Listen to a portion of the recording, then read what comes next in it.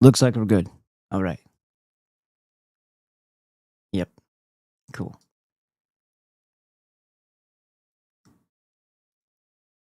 There it goes. Is that? And then we'll go over to this. Blink. Oh yeah, this was good today. Flood did a lecture part 1, Rhodesia and Portugal. Very interesting. I was listening to it while I was working today. Let's see. Come on. Oops.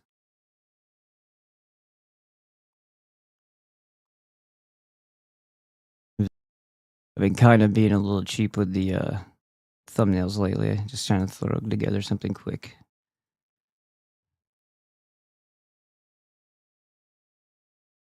There's only so many ideas you have. All right, there's that. We're in here. Let's do a refresh on this guy. As you have, kill that. Looks like we're good there. And then the last one would be this guy. All right. And I can just exit that. Hey, I paused you already. Stop that. All right, so I hope everybody enjoyed the Dr. Glidden live Q&A today. And if you become a member on his site, you'll be able to join in and ask him questions tomorrow. And let me show you real quick. So you click here. And if you see in the top right corner here, that's the picture. And then right here is the 25% off code, which makes, I'll tell you in a second. So this will say login rather than members. You can't see it because I'm on it. Hold on. Let me move out of the way. Okay, there it is. So where it says members, it'll say log in. You can click that and just join right there. And he brought back the monthly, but it's still a much better value if you go through the annual. Either way, doesn't matter. You can still use a 25% off coupon code on it, which is the name of this show without any spaces, all lowercase. And I don't know if it's case sensitive. It might not matter. But there you go. And then we scroll down. There's his book. And he told me he brought back the 20% off coupon code. If you become a member, you'll be able to get 20% off his book. There's also an electronic copy version, which is the one I have. And it's significantly cheaper. But if you want a hardcover or paperback, he has those available as well. And you scroll down here, you'll see that's the monthly less 25%.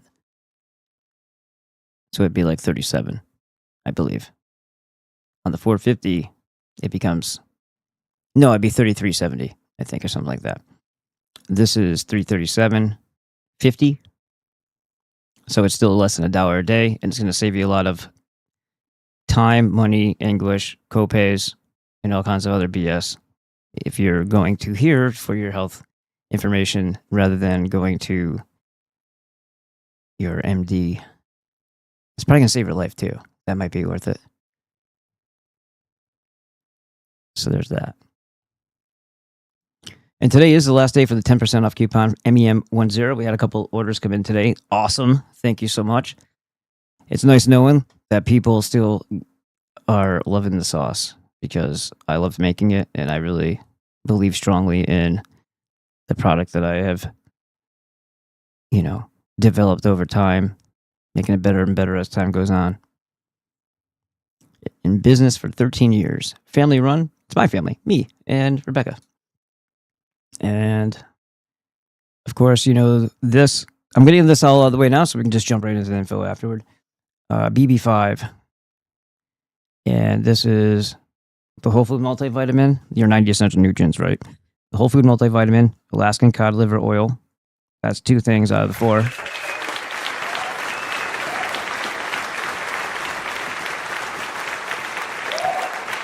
Oh, wow, the beef liver's back. Yes, I forgot about that. So there's New Zealand grass-fed freeze-dried bovine liver here. Contains 100% pure New Zealand grass-fed beef liver. And that is right there. But right next to it is where you want to pay attention to if you are looking for your minerals, which even if you're not looking for it, your body is. That's why you absolutely need these. And that is where you would get your highest rate of absorption. The Fulvic-Humic blend, 3-month and 10-day supply in one container. All right. And then the last thing that you need for your 90 essential nutrients would be the IP6 Supreme and the inositol, which is right here. And it's your magnesium, calcium, and phosphorus in an absorbable form, high rate of absorption, and then also inositol. All right. Blink, blink, blink. That's it. That's those two things. I got this thing cranked up. Stay tuned for more on that. But yeah, this is final day for MEM10, MEM10 for 10% off.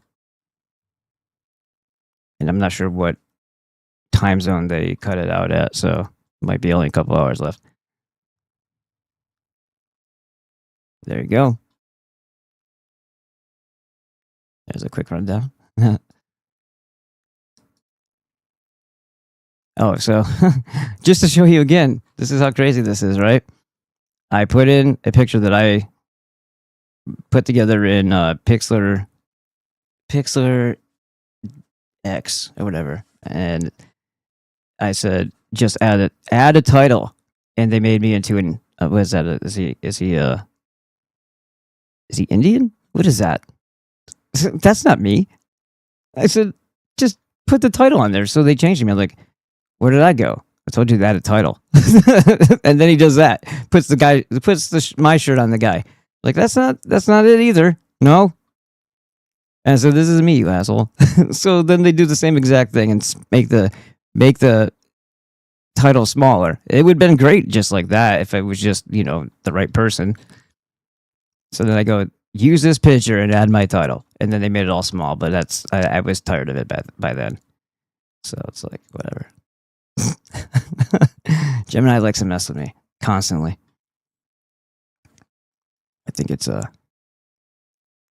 driven. It's created to make you insane. Oh yeah, that reminds me.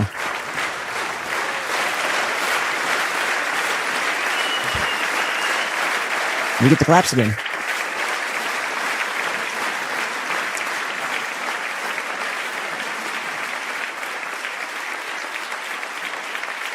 No. I did it wrong. If anybody wants to come in, just let me know. Why does it not do it anymore? Usually that would just pop right up on its own. It's still there. It just doesn't autofill, which I don't get.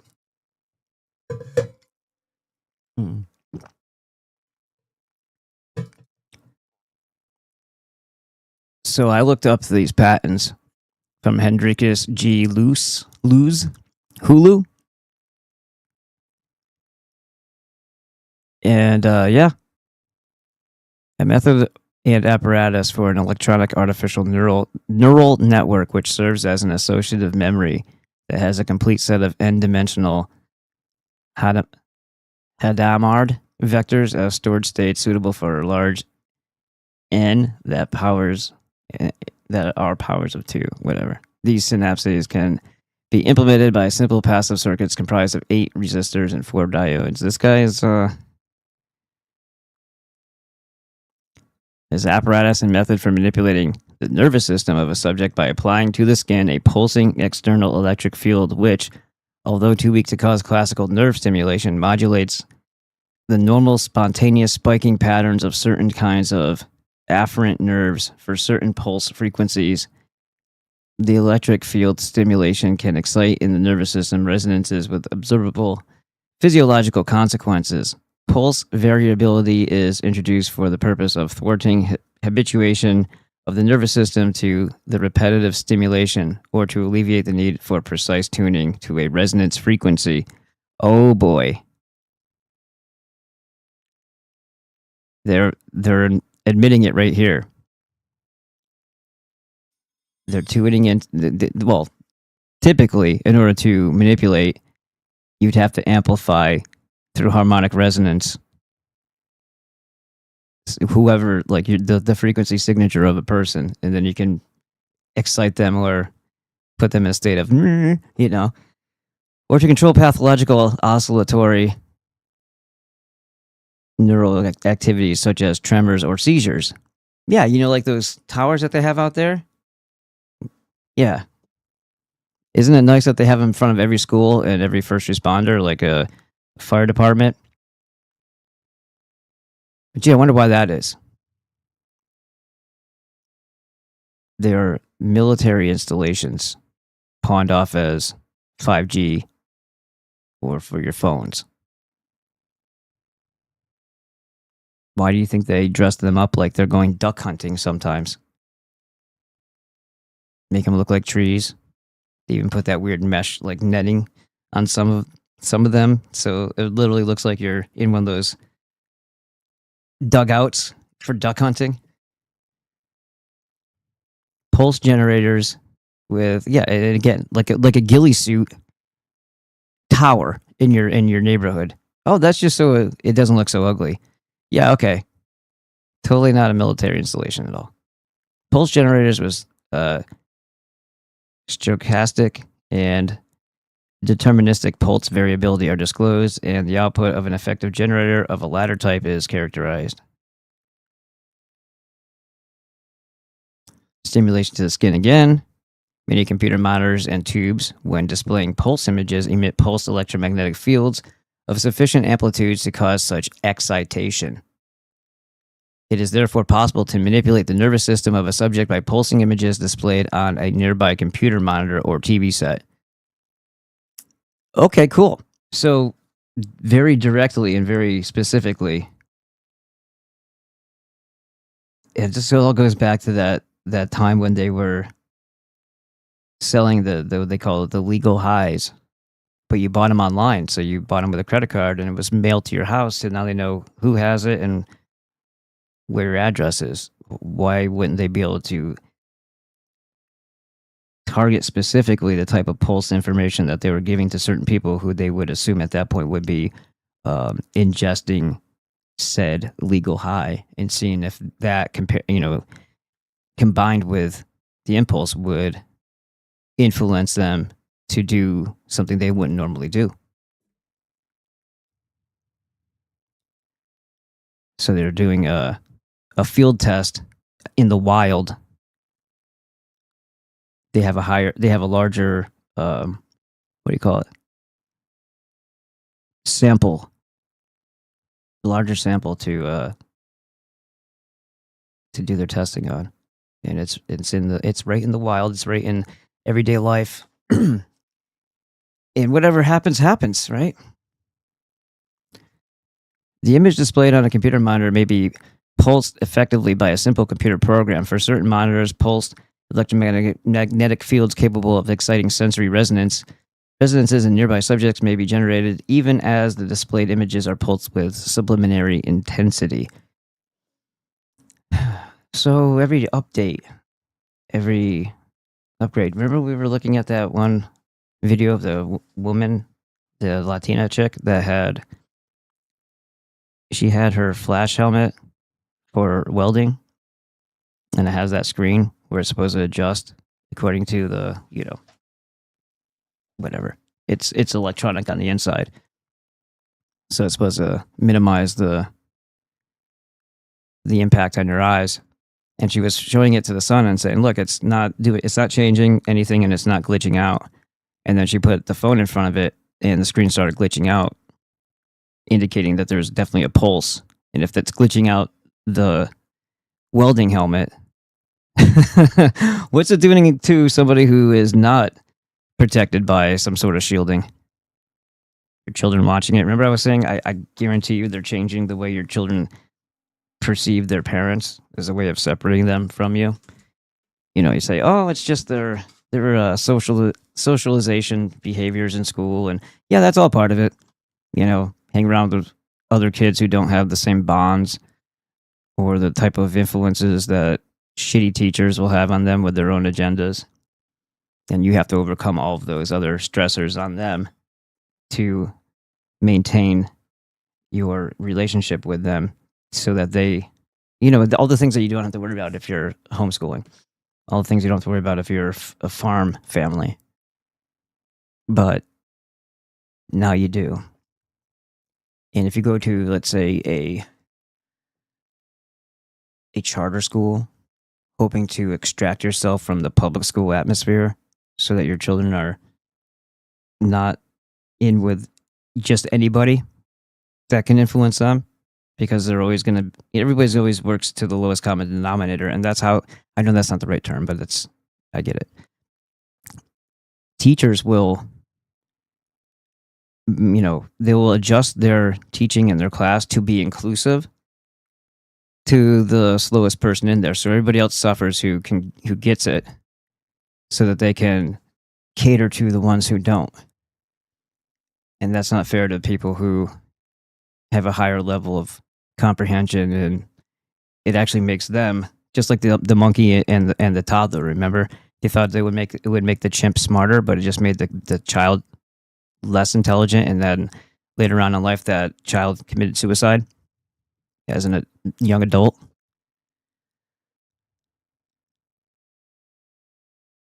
So yeah, you go to charter school and you're thinking, okay, well, at least there's a higher quality of people here. They actually have to have money to go to this charter school. So therefore, some of this element will be filtered out. But then they have state programs and grants and all this other stuff for families who shouldn't technically be there. And it kind of defeats the whole purpose of going to the charter school. Because the very thing you were thinking you were separating your children from, like bad parenting, lower grade of I don't know, what do you call that? Man, they're just not good people, right? And they don't have their children are wild. Their children are feral, but not in a good way, not in a farmer way, more like in a thug way. They don't get any discipline.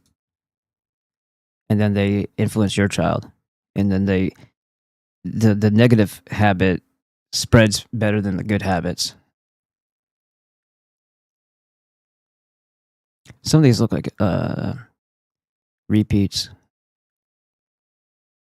Very closely worded, same. But anyway, the Hulu guy, let's go on to YouTube and see if we can find some of those old Hulu commercials.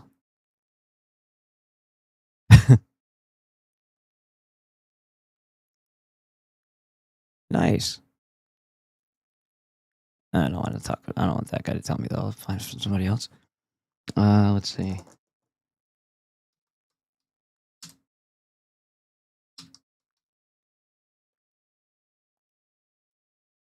Yeah, the Seth MacFarlane one was weird.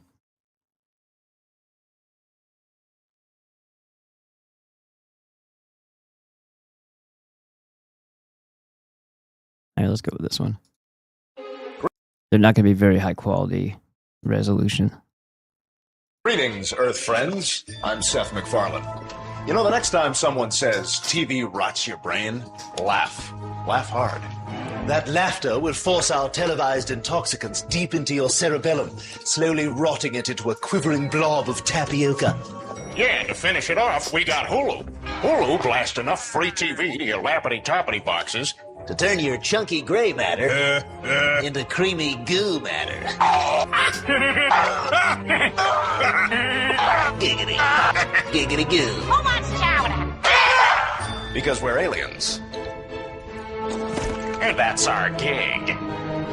Hulu, an evil plot to destroy the world. Enjoy. Right. Made by Hendrix Luce. Isn't that nice? Here's another. Hopefully this is better quality. Hello, Earth.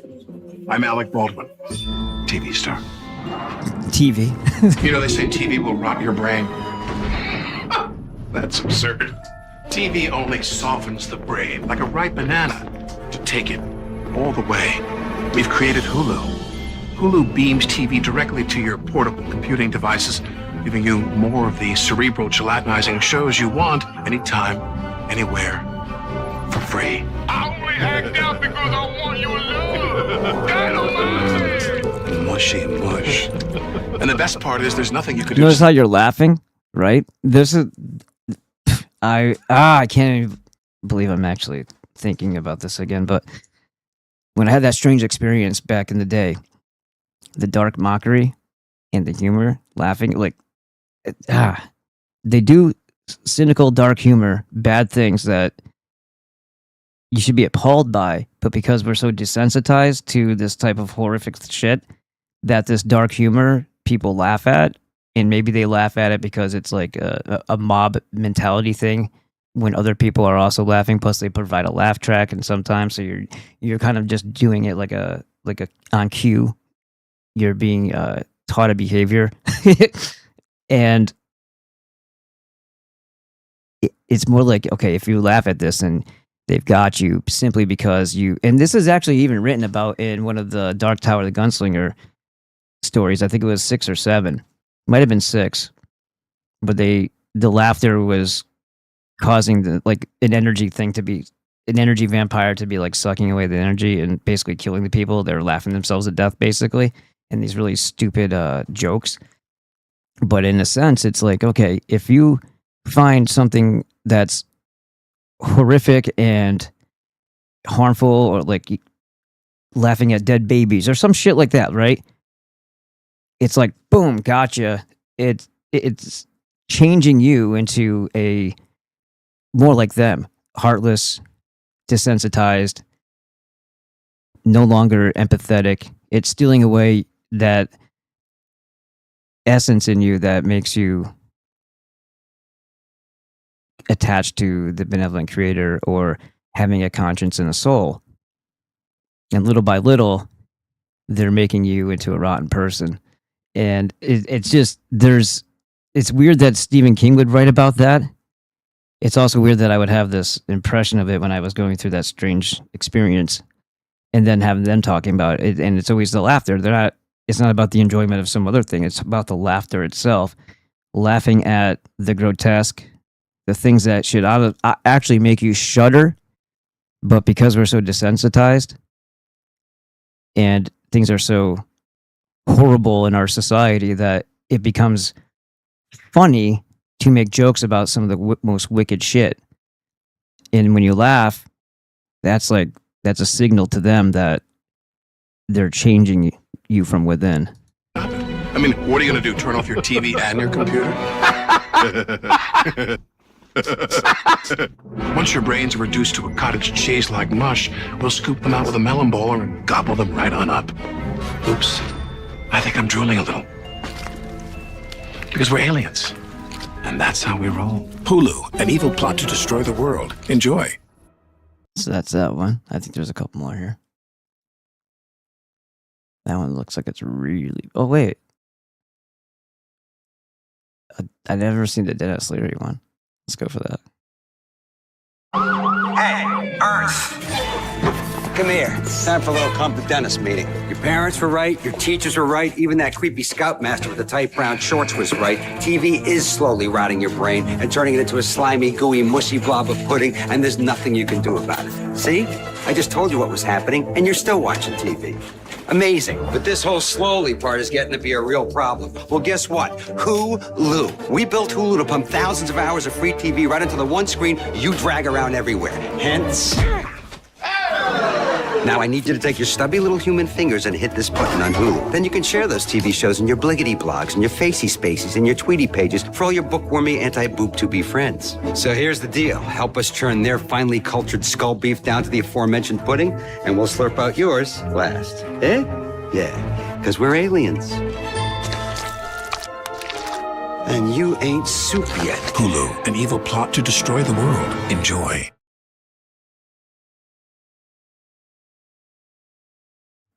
What the heck am I looking at?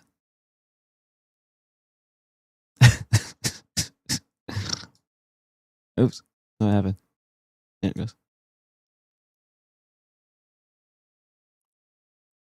That's the same one.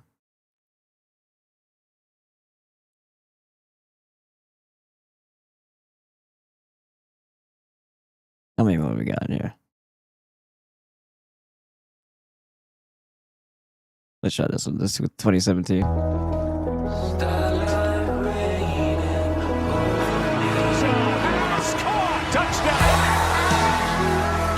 They changed their tune a little bit. Yeah, it looks like it. That was in 2017. 2009, they were like, yeah, we're a bunch of aliens. Which I don't believe in that part, but yeah, maybe demonic for sure. Let's go with this one. Hello, Earth. So good to see you. Seeing me. We know you find TV irresistible. And Hulu. Yeah. Now follow me. Milton Berle. Below the curtain. To the Hulubratory, where we make the irresistible irresistibler. They killed Kenny! You are correct, sir. And our latest silver bullet, Hulu Plus. Full season. You are correct, sir. That was Ed McMahon by Phil Hartman from the Saturday Night Live sketch. And full series runs of your favorite shows in your new favorite place. Everywhere. You see, this is your brain on TV. This is your brain on Hulu. So close. And this is your brain on Hulu Plus. And this is your brain with a little sprig of mint. Hulu Plus. That's hot. An eviler plot to destroy the world. Enjoy. There we go. It's amazing what you can do with AI. I guess when you pay for it. That looks a little gay though. Ball gagging. Jesus. It's going a little bit in a different direction there. So I was showing you that because of the Richie from Boston. Now this is his 2017. He reposted this recently. TikTok is a weapon, and here's the proof. And we can look at that, maybe a little bit of that. Previously on Ballbusters. Now, that sounds cool. Previously on Dexter. Let's see. Let's go into this one. I'm just going to show you the video in case you want to look it up. So that's where we were just posted, and I think the other one was in his live, and we were watching some of that. It was on this one right here. School shooter wannabes. It's all about the views. This is horrific. Like that symbol in and of itself is... We got to really be paying attention to this. Everything that we said about the incorporation, everything we said about the history and what happened post-Civil War. Oh, look, see? Another one. All dressed up in a ghillie suit. Frequencies will take out the jabs, he says on that one. I don't know if it's just them. I don't know if you need an interface, but I'm sure it helps them tremendously when there is an interface of some sort of material inside your body that can maybe weasel its way into your cells, into your mitochondria. This is all assuming, again, of course, that everything that they tell us about how things work is, in fact, the way it works, and they're not just spinning a story. Because I find it very suspicious. I'm a little skeptical when their Kabbalistic viewpoint of creation in the world just seems to line up perfectly, often with the physics that they discover. It seems more like they're in control of both. They're in control of the scientism after about mid-1800s in our viewpoint on things. That, is it actually the way things work? Is a molecular model really how things are? Is the cells, the chemistry? The chemistry probably yes, but some of the other elements, or our idea of planetary alignment and how everything moves, is all that the way it is, or is that the way the Kabbalah reflects it? So therefore, this is how we're told it is, because it's for the goy, so that they're worshiping Saturn without actually knowing it, because they are in belief of it. You know what I mean? All right, let's take a look around the room real quick. Edward Snowman's in the house. Thank you, Edward Snowman. Greatly appreciated, sir. And it was good to see you over on the Dr. Glidden this morning. That was this morning for me. That was a really good talk today. And Irvat got some answers too, which was good.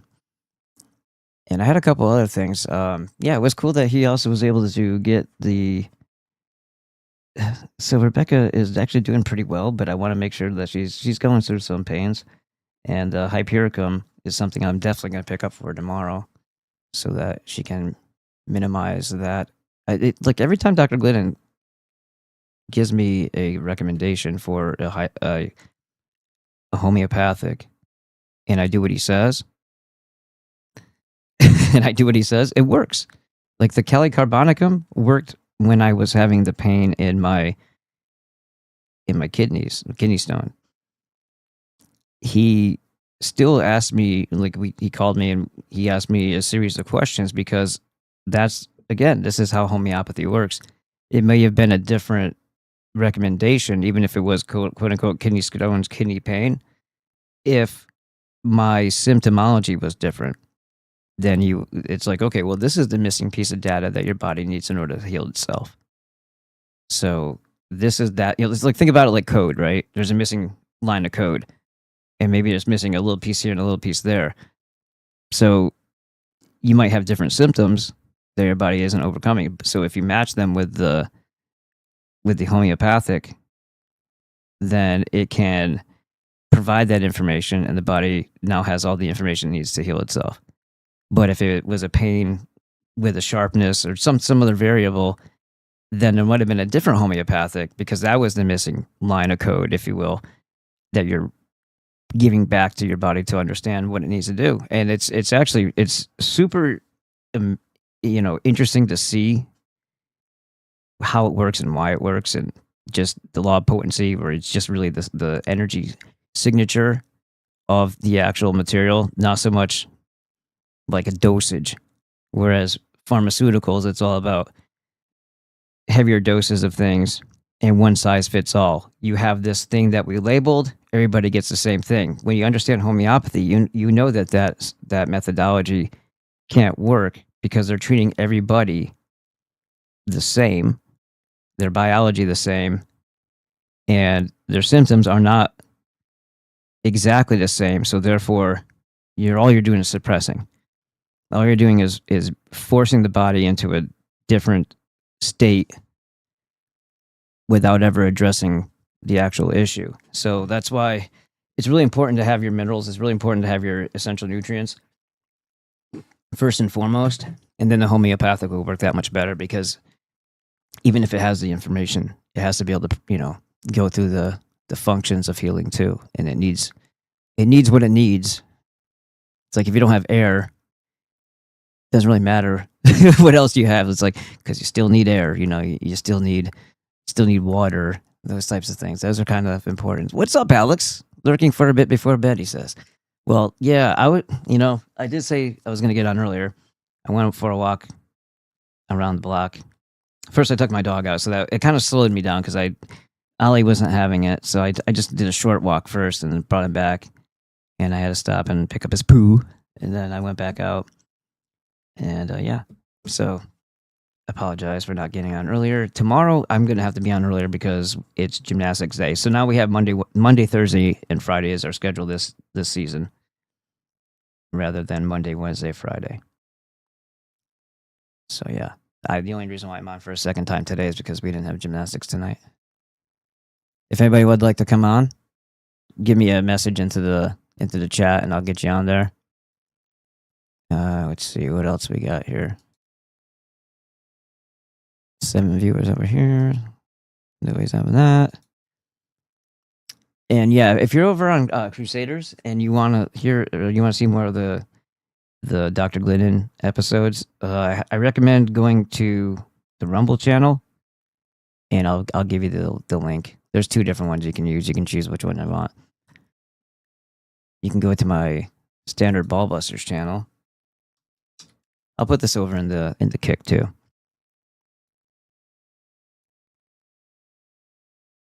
Which one is it? Okay, so we'll start with this one. You're live. This is 168 followers so far, because I started this channel just for the Dr. Glidden show, so that it was separate, so that everybody could enjoy it without having to you know, be receptive to all the other things I talk about. I don't want them to be alienated.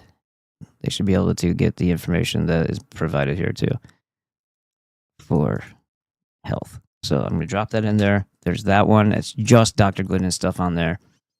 And then I'll give these other one here with my drone. Okay, hold on. And the other one will be, I could type it out, but it's just faster to do it this way. We are live, guys. You are live. I get it. I get it. I get it. So remember, everything after the question mark is just a. It's like a.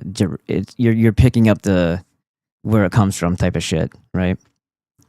A lot of times it gets really. If you're on your phone, it gets like a massive, and Amazon does that shit all the time because a lot of people have these links so that they can accredit them for their affiliate stuff. And then there's this one. They're both going to look the same in here because that's just how they roll. So if you're listening right now, you'll understand when you click it, it'll ask if you want to go away from the site or whatnot. And then when you do that, you'll get to the actual thing. So if you click it, it'll be like, it'll show you. And then if you want to continue, see? And they're both different. Let's go over to Kick and give it to them too. Are we still at 81? Let's find out. Dolphins top and a Torag's top. You can out Torag's top. You can out. Well, we got somebody here. It's not me. Look at that. 82. Wow. Woohoo. We're climbing. So there's that one. And then I'll just steal it from here.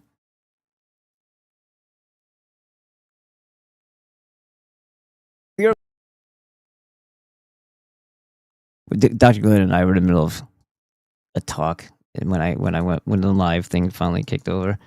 So I'm like screaming when we first get on. At least it'll wake you up. So there's that. All right. Let's keep going. And I'm checking to see if it's so weird sometimes. I will have a message from somebody. I'll go into Instagram on my phone and it'll be there. I'll reply to their message. I look back at the thread and what I'm replying to no longer shows. Like my friend Jack said, because I asked him how he was doing. He says, "I'm good. How are you?" And then he, said something else. And then I replied to it. It's like, "Hey, you want to come on this evening?" And then when I went back to the Instagram thread, him replying and saying he's good. How am I? It wasn't there anymore. So it makes it look like am I hallucinating? Did that happen or not? Oh, this was interesting. Tobey Maguire. I didn't know this. He looks very MK Ultra there or whatever. Tobey Maguire reportedly earned an estimated $36 million from high-stakes underground Hollywood poker games over a 3-year period, making him one of the most successful celebrity players in the exclusive private poker scene. I don't know the validity of that, but it definitely has an effect of making, inspiring people to want to gamble, thinking that I can do that too. Here's the thing. He can lose millions of dollars and still have money. So there's the difference. If you're gambling your mortgage or your car payment or something, it's probably not a good idea. I'm surprised I didn't show him doing his bad Toby. The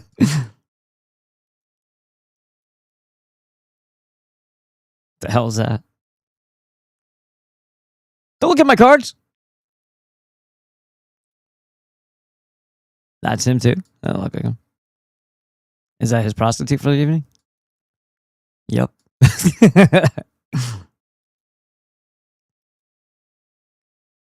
Could be his wife. I don't know. All right, so I think. Oh yeah, they didn't screw it up this time. I've got a couple different things here, and I'm not sure what I want to start with.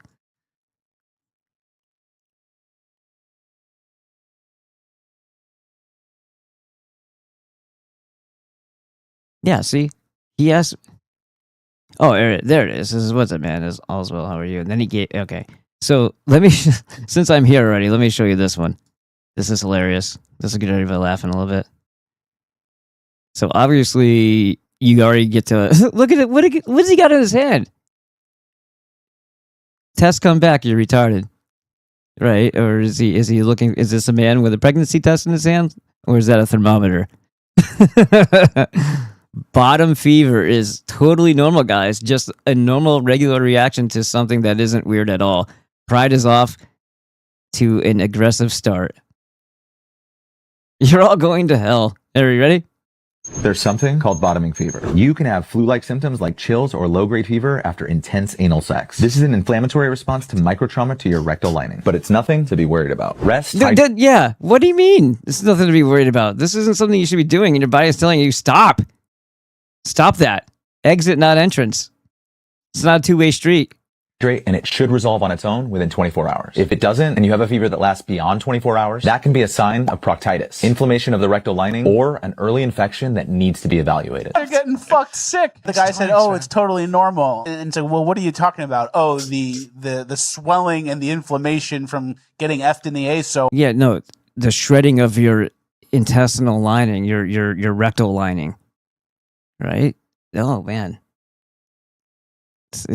Hemorrhoids, bleeding, hard and makes you feel sick. That's a normal reaction to a not normal thing. So pride's not really off to a great start. Bottom fever's going around. So if you ever see like a gay guy in town and he's like sweating, and That means someone ripped him last night. someone absolutely killed him.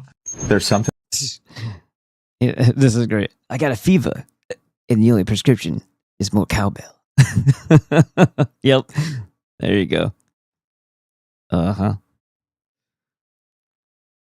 We should all know less about each other. Yeah, the memes are funny. Let's see if we got any more. Yeah, there you go. From what was that called? Not Park and Rec. What the hell was that one? I forgot.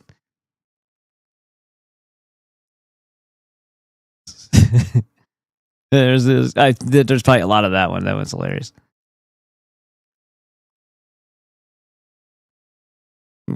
Somebody just said sodomites and dropped the mic and walked away.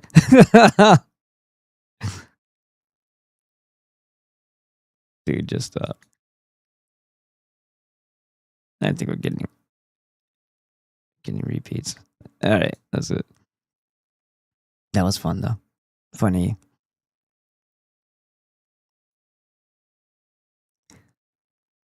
Edward Snowman says, homeopathy could be almost like percussive maintenance, like bashing a staticky television until it clears up, or like when a cartoon character switches personalities each time it is clubbed over the head.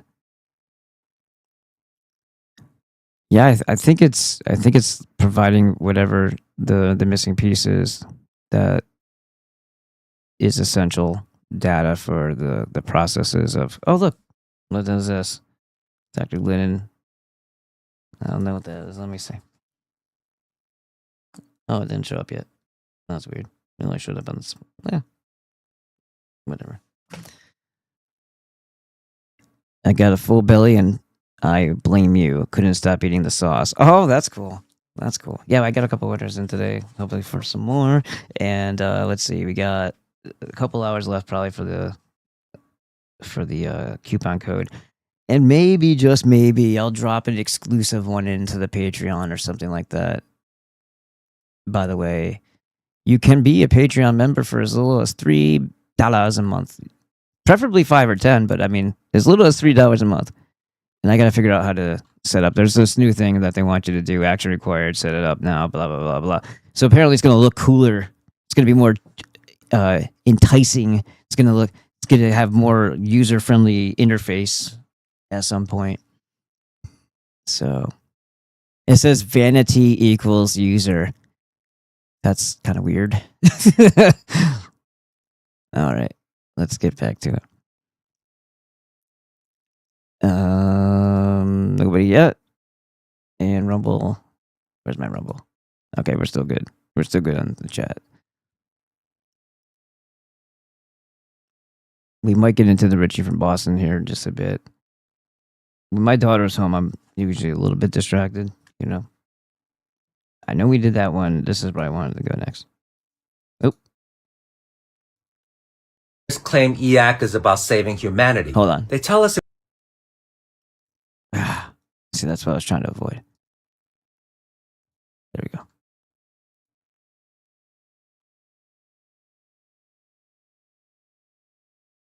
Wait, what? Billionaires claim EAC is about saving humanity. They tell us if we don't build AI with zero regulations and zero oversight, our enemies will. It's a brilliant fear tactic. But when you look under the hood, the real darker agenda isn't a utopia. It's a corporate monarchy designed to dismantle democracy and turn us into customers. Now hear me out. In 2007, a blogger named Curtis Yarvin, writing as Mencius Moldbug, laid out the blueprint. He wanted to replace the United States with hundreds of thousands of sovereign mini-countries called patches, each one governed by a joint stock corporation with a CEO monarch in charge. The rest of us?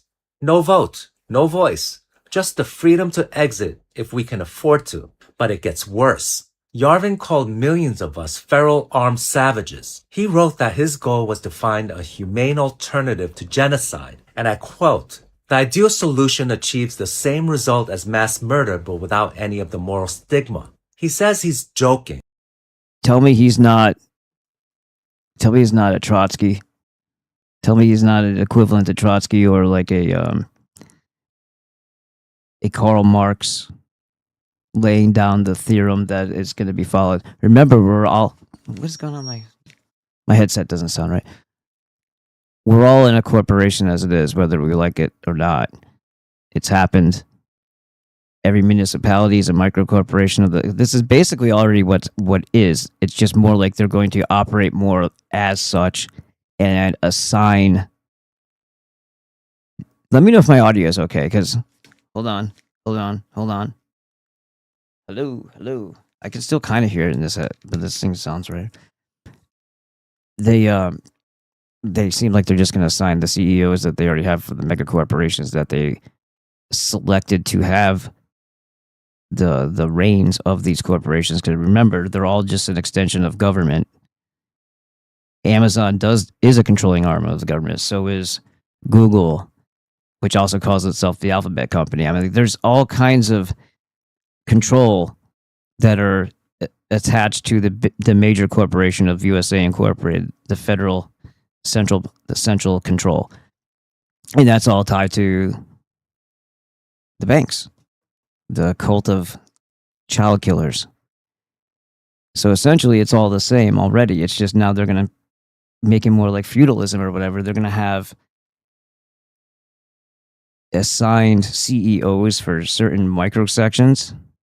So what does that sound like? Geofencing to keep you in, monitoring, tracking. So it's all rolled into the very same thing that the Talmud and the Zohar. I'm not sorry, not the Zohar. The Lutheran Kabbalah. It helps to facilitate that end goal too. The complete and total suppression of whomever they decide to let live. And I was, I was watching or listening to some of that Rhodesia and Portugal that Flood was presenting. It was a documentary, part 1.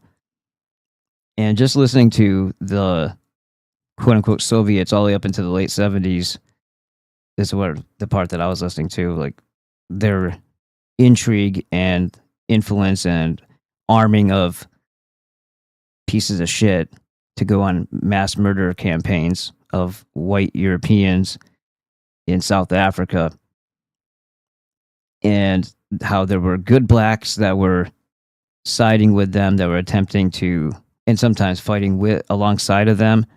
When these communistic blacks would come across those blacks, they would slaughter them and make an example out of them. And it's all Jewish intrigue, though. This is what they do when they go someplace. It's not going to change anything. The massive genocide that occurred in the Bolshevik Revolution to the Russians, and what happened to the Chinese under Mao, it still has a common root, a common underlying entity, and that is not just communism, but the death cult itself, the WOE, the Jews, the Jew Bolsheviks. You want to say, oh, that's just the Zionists? Well, Soviet Union up until this had me started to question when I realized just how recent some of these atrocities were. It's like, is Putin any different? And I would like to think so. I would also like a public acknowledgement if he hasn't done so. Maybe he has. Like, understanding that he was close friends or whatever with Solzhenitsyn for a while made me think that maybe he was on the up and up. The fact that he mentioned that over 80% of the Bolsheviks were Jews or fellow travelers, which would make up the rest, Masonic brotherhoods and stuff like that, made me think that he was calling it out. And a lot of things that he's done have been counter to what you would consider communism to be for, which would be they destroyed all the churches, tons and tons of churches, and just brutally murdered the clergy, nuns getting stuff poured in their vagina, all kinds of stuff. The list of the atrocities is enough to make you sick. But doesn't seem like it's slowing down. I don't think that anything that they're discussing that would be happening here under this facade of a corporatocracy amidst the corporatocracy with CEOs of corporations as the head noblemen of some sort of fucked up caste system, and the rest of us, why do they want us there? Why do they need us there? The AI is supposed to displace us. They don't want us driving. They don't want us to even be thinking cross to them, because that's how weasels operate. They want an unfair fight at all costs, at all instances. They prefer you be completely unarmed when they go to slaughter you, and they don't have any scruples at all about that. There's no nobility in them. They want you dead, and they don't care if they're starving and killed. They were, even in the Rhodesia thing, cutting out babies from pregnant women and then shredding them. They were putting people on sawmills and splitting them in half. Like, that goes above and beyond having an adversary or a nemesis and taking them out, or capturing them and setting a new set of rules in place. This is for the specific purpose of your murder, of your death, that they are inspired to do anything. Like, that's their modus operandi. That's their objective, is just your death. It's not to achieve some sort of dominance. Yes, of course, after the fact, but really the true goal here is just to eliminate. You can't reason, negotiate, come to a compromise, come to some sort of, concession with somebody like that. And if we're not even aware that we're in the middle of a war right now, then how well do you think we're going to favor? It didn't take a whole lot for Albania to respond. And they've been through communism. They've been through this before. And what we have here could be considered like there is no true communism, because communism isn't meant to work. It was meant to destroy systems. It's a wrecking ball. It's not really a system that's supposed to sustain anything. It's supposed to be horrific. So it's always capitalistic communism.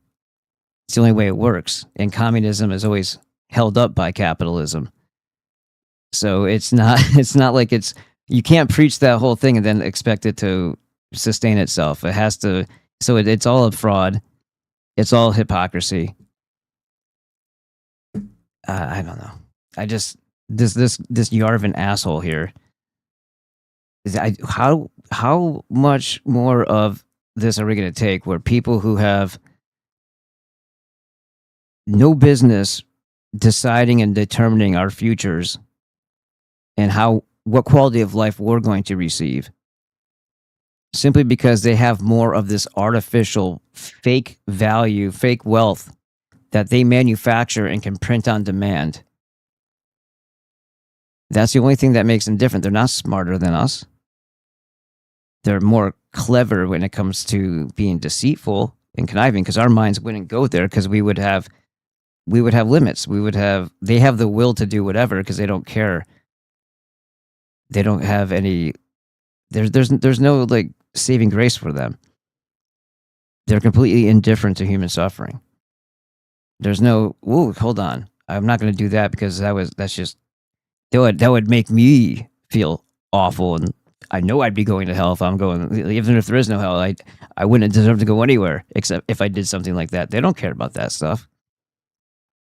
They have the advantage in that way, because nothing is off the table, and they would gladly, and have so many times, smiled in your face, and the moment they had an opportunity, murdered the same people that they were negotiating with, that they were benefiting from, and they were receiving every one of their demands. And still, when they had the opportunity and they thought they had the upper hand and overwhelming odds in their favor, because that's how weasels work, they have to have overwhelming odds in their favor, they took that opportunity to betray and kill those other people that were accommodating to them. And that actually did happen in Russia. It happens everywhere they go. If they're not removed from the situation, or like in the Byzantine Empire scenario, limited as to where they can exert their influence in a social structure, they end up corrupting, eroding, and destroying that whole entire civilization. They have no guardrails or limitations here.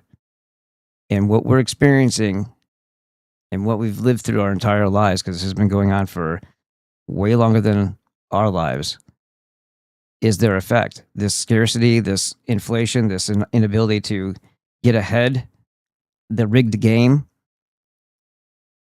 They can fail upward because they, if connected directly to source of the false money, like if they're of the tribe, or if they're a fellow traveler of said tribe, in relation to them in some way we don't understand, some sort of bloodline, whatever, multi-generational soldiers of the same cult. Like we find out later that Bezos, one of his relatives, I think it was his grandfather, had something to do with the founding of DARPA. Well, gee, that's kind of ironic and strange that he's not only politically active, he sits on some UN board or something like that, I think, but he's also the CEO of Amazon and doing ritualistic launchings of dicks in space with a bunch of whores in them. It's not, nothing's organic. We have to live and work in a system that is completely rigged against us, and that's the reason why we don't achieve as much. And if we do achieve more than that, it's probably by accident, and they'll figure out some way to present a lawsuit or disrupt your momentum and take it all back. Or at your death, there'll be an estate tax, a death tax, an inheritance tax. All these things are, it's a dual system, right? They don't go through that, but you do. And that's why I say, like, money to them isn't really so much what it's about. It's a measurement of how much they're taking from someone else to give them a shittier life, because if they're in the system that requires money, the more that they have, the less that you do. And that's how they measure the human suffering that they cause when they're not straight up just murdering people.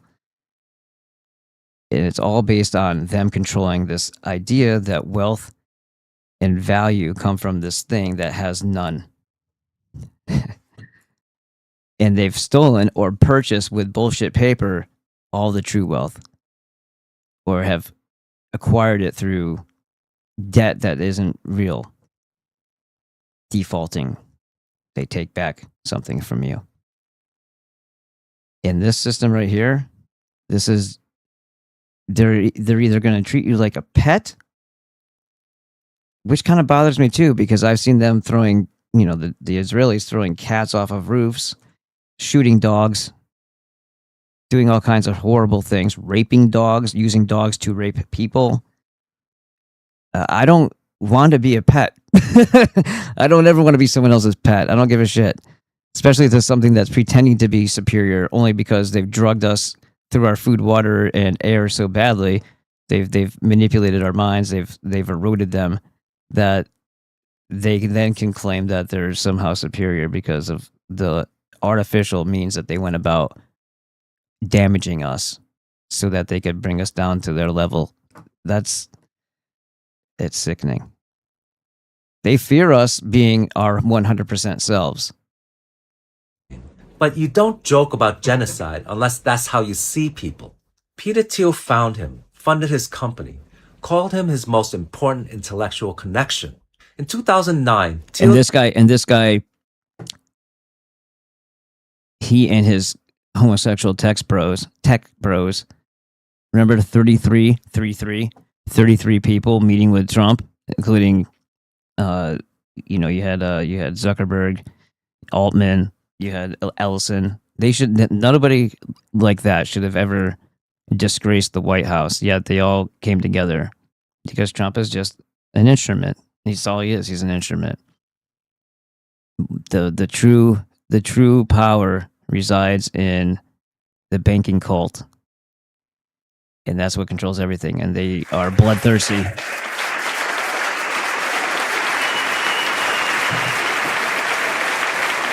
And we've been sold out.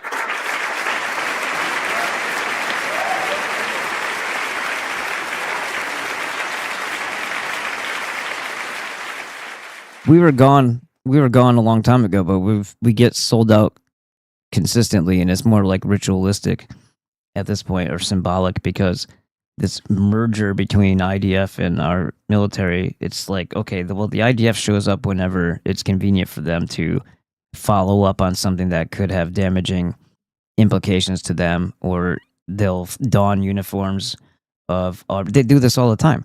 Or the ADL and the feds would work together to take down their political rivals or their anti-Semitic bullshits. Or they'll create and fabricate something to cause an actual event that never would have happened organically. People die, and then they arrest the people that were involved in it, as if that's somehow doing something. Like all that stuff came to life and came to being because of their efforts, funding, and yada yada. And yet, it's just like, it's all just a big game. It's a big ritual. They play stupid games with us all the time. So just to say that we've merged, it's like, okay, well, they're the 51st state anyway, because the Federal Reserve being here is what allowed for the theft and redistribution of wealth that funded the Bolshevik Revolution, that did all that mass murdering. And then you have FDR later on getting together with the Soviet Union, or with Uncle Joe Stalin, to go on a kill crazy rampage in World War II. It's why were we doing that? We were already gone, and that all paved the way for the Remfan Saturn cult state, terrorist state of child killers. They were already a product of that thing that controls our country. So to say that they're military merged with us, it's like, okay, well, that's symbolic because that's already been a thing. The only difference is it's going to be more blatant and obvious when they're mixed in with our military to go on missions. Maybe we saw one in Pasadena. Maybe there were squatters that they were, using as human live target practice in that building because it was a closed building. Maybe some of those people were displaced from the fires that happened in LA, and they were, who knows what was really going on there. I saw the muzzle flashes. I don't know what fake rounds really look like because I don't shoot fake rounds, but I would imagine that there's a potential there that they were actually snuffing out somebody and calling it a drill, because why did they do it there? Why did they do it at 1 a.m.? seems like all those things would make no sense. And just because they put it on their Instagram, nobody's going to see it on Instagram. It's not like they'd be tipping off the people that were in there to their arrival. So maybe there was actually a killing going on that was being recorded, and it was just a live drill. Because think about how their media works. Everybody came out to say that it was a drill. All the major media platforms, all the major news networks. Well, you might have been shocked if you lived over here and you heard all this. Wouldn't you be scared? It was a military exercise, and there could be years and years of this to come. So now they've, in one statement, normalized that. I don't know. I think if people were having a serious discussion about doing something to stop the treason and tyranny, and they didn't want us to know that the military was being used to squash that sort of thing, they would tell us it was a drill, an exercise. Because why did they do one in Long Beach the same night? What were they hitting? Was it just an exercise? Why there? Why then? I don't know. What did I just see? I just heard something. They did a black dick launch of Nogs, and it caught fire or something. What? Is that for the June's festivities? Bushmaster high five from the Chester. Wait, maybe that was a satire article. Yeah, the Onion. That's funny. What you got going on here? Anybody? Anything? Yeah, all right. Let's go back to this guy. Sorry, I kept stopping it there. Declared, I no longer believe that freedom and democracy are compatible. He complained that women's suffrage and welfare beneficiaries, coded for people of color, had ruined capitalist democracy. He even said democracy is no. It's not supposed to be. I mean, it is. It's more of a democratic, communistic state of existence that we are living in through corporatism. It's a whole different thing. But what we're supposed to have is a constitutional republic, not a true democracy, because of the very understanding that mob rule, anybody who is being benefited by a decision would, of course, rule, they would vote in their favor of free handouts. And that's literally what FDR set up with this, the welfare state. Everything that happened with FDR was a goddamn travesty. And with Woodrow Wilson. I mean, there were so many people that were against that, and there were so many people that were against Lincoln that he just constantly put them in Bastilles so that he could silence them. 40,000 journalists, just journalists, real everyday people, any little thing, they had their checka out on the streets. And there was literally an instance where a guy rubbed his nose and they said that was a subversive act. It was signaling or showing disrespect to the Union. So they put him in a Bastille.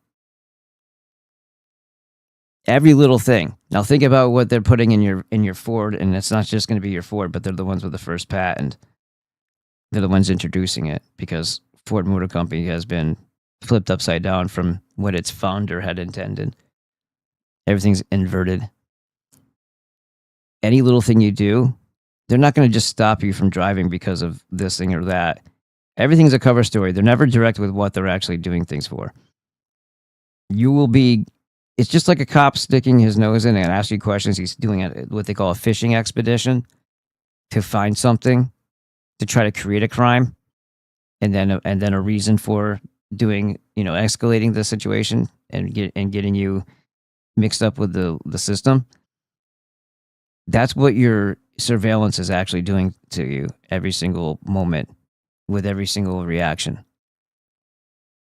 This is such a really messed up problem because, if you're not driving a new vehicle, if you're not already loaded with cameras and sensors in your daily life, you might not see this as something that's happening now. It's happening later, and it's like, yeah, well, we'll deal with it when this is how people think.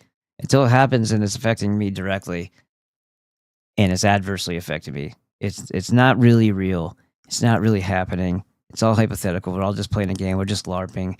We're just thinking about shit that's not real. No, it's very much so real. And all this stuff is geared towards making you against your free will, against your desire to be obedient. It's like they don't even want people who would be lapdogs to feel comfortable. They want everybody to be on high stress, low vibration, constant worry and concern about what some computer program, blah, blah, blah, is going to perceive their actions as. And they think that somehow they're going to be able to, I don't know, be really good boys and then maybe not be persecuted. But that's not the point. This is, you can't, remember, these people have been given everything that they've asked for in several countries, and they demand. They're never grateful. There's no gratitude. There's no appreciation. There's no satisfaction. And if you give, like, look at Israel. Every little bit they get, they demand more. Even when Truman was complaining about that, it's like they wanted the whole place, and they said no, little by little. And this is like Truman just saying, like, so we're going to section at a time. And I'm like, I can't believe he's actually admitting to what they're doing there. But Truman's a piece of shit too. He's a Freemason. The fact that even after they went through all that to establish that place for them, 2 wars, all the bullshit, the destruction of America in the process, they wanted more. You can't please the devil. The devil was never going to be satisfied, and he's not going to be like overlooking you. Every little person, no matter how insignificant you think your actions are going to be amplified, made a big deal, over exaggerated, and you're going to be first crucified in the public manner, so that they give people an impression of you that they want them to have, which is negative.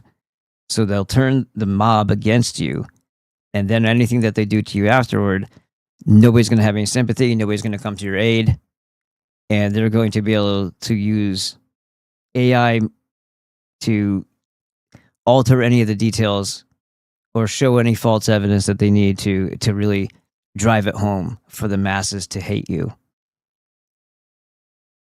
It's not a good place to be, simply because they are schizophrenic, paranoid, hateful, envious, demonic, diabolical minded, child killers who rip faces off of children, eat human flesh.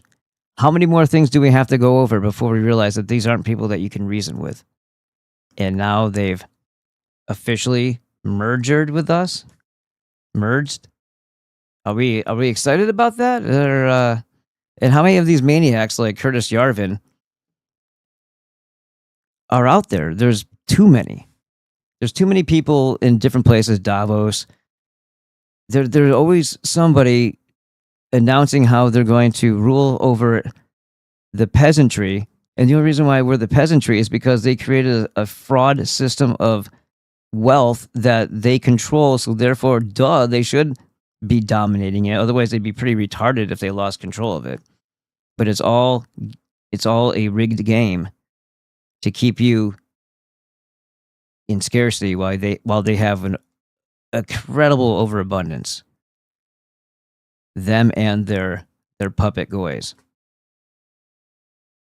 We can't overcome the system unless we reject the system. We can't beat them at that game because that game is rigged in their favor and they control all the levers. So if you do get a little bit of headway on it, if they see that perceive that as a threat, every other lever that they control in the governing system can be used as a weapon against you. Particularly miserable for people with high IQs. 2 men, 1 conclusion. If you can't escape democracy, use AI to dismantle it. Yarvin's operational blueprint is called RAGE. Retire all government employees. Gut the bureaucracy. Replace civil servants with loyalists. Sound familiar? Elon Musk's Doge is RAGE in action. No government accountable to us. Just AI making decisions with no vote, no appeal, and no human in the loop. They told us AI would save humanity. That's the lie. AI is the infrastructure of their corporate monarchy. Surveillance algorithms, predictive models deciding who gets healthcare, who gets a job, and who gets heard. AI doesn't serve us. It replaces us, not just as workers, as citizens. But they haven't won yet. Courts are blocking them. States are pushing back. The Pope defended our humanity against AI. Millions are waking up. Every time we protest, every time we vote, every time we fight, we take our power back. And that's how we'll eventually win.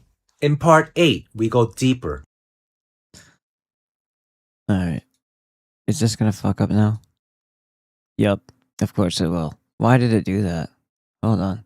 The tech billionaires claim EAC is about saving humanity. They So tell what- us if we don't build... I don't understand why it jumped away from where I was, though. It's weird. So now I gotta try to get back to that spot because there was more there that I wanted. You son of a bitch. I don't know why I did that. Is it because I refreshed it? Well, that's stupid. Where did it go? Oh, there's. So now I gotta scroll all the way back up here and just keep going and going and going.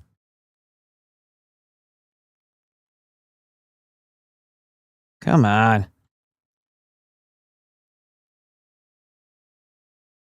There's some good stuff sprinkled in there, so I want to make sure I don't miss the ones I wanted to show you. Some of them we've hit, but not all of it. We're getting closer. Come on, come on, come on.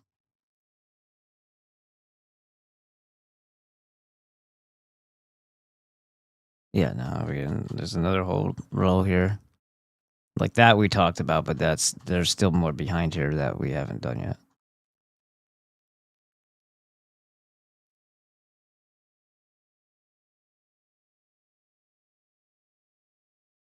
For the love of Christmas.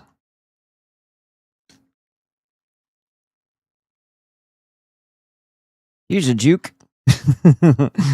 That's fun. Jukers. All right, we're getting there. We're getting there.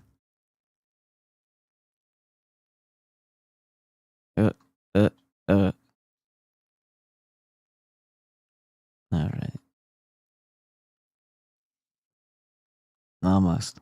Almost. Very close. Oh, they took one away. I'll never know now. Oh, yeah. Okay, we got a little bit more ways to go. I gotta get to that dagger. We need to, that's something we need to talk about. Okay, so this is where we were, right? What the fuck? Where'd it go? What the hell? Alright, so anyway. The rubber. Did you know Jeff Bezos' grandfather founded DARPA in the 1950s? So there you go. There's that. But where was the thing I just saw? Uh-huh. Uh-huh. Where was the dude I just saw him? I just saw it. What the fuck? Come on.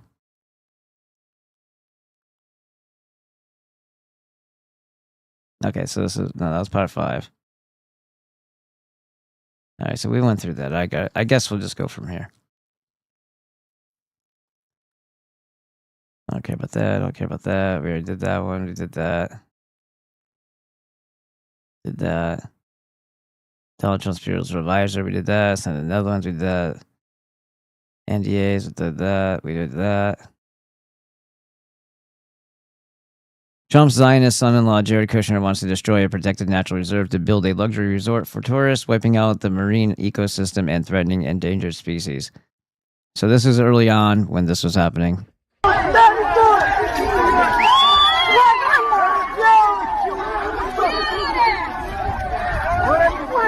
As if the Middle East wasn't enough, the Jews are now trying to take over Albania using none other than Trump's Zionist son-in-law Jared Kushner and Ivanka Trump to build a $1.7 billion luxury resort in a protected zone in Albania. There's also over 70 endangered species that live in that part of Albania and 200 bird species, including the pink flamingo. Local protesters have even attacked the house of the Albanian prime minister that sold them out to Israel. Yep. Wait, we saw the Molotov Make no cocktails. mistake, this is Zionism and Jewish supremacy destroying land and uprooting communities wherever they go.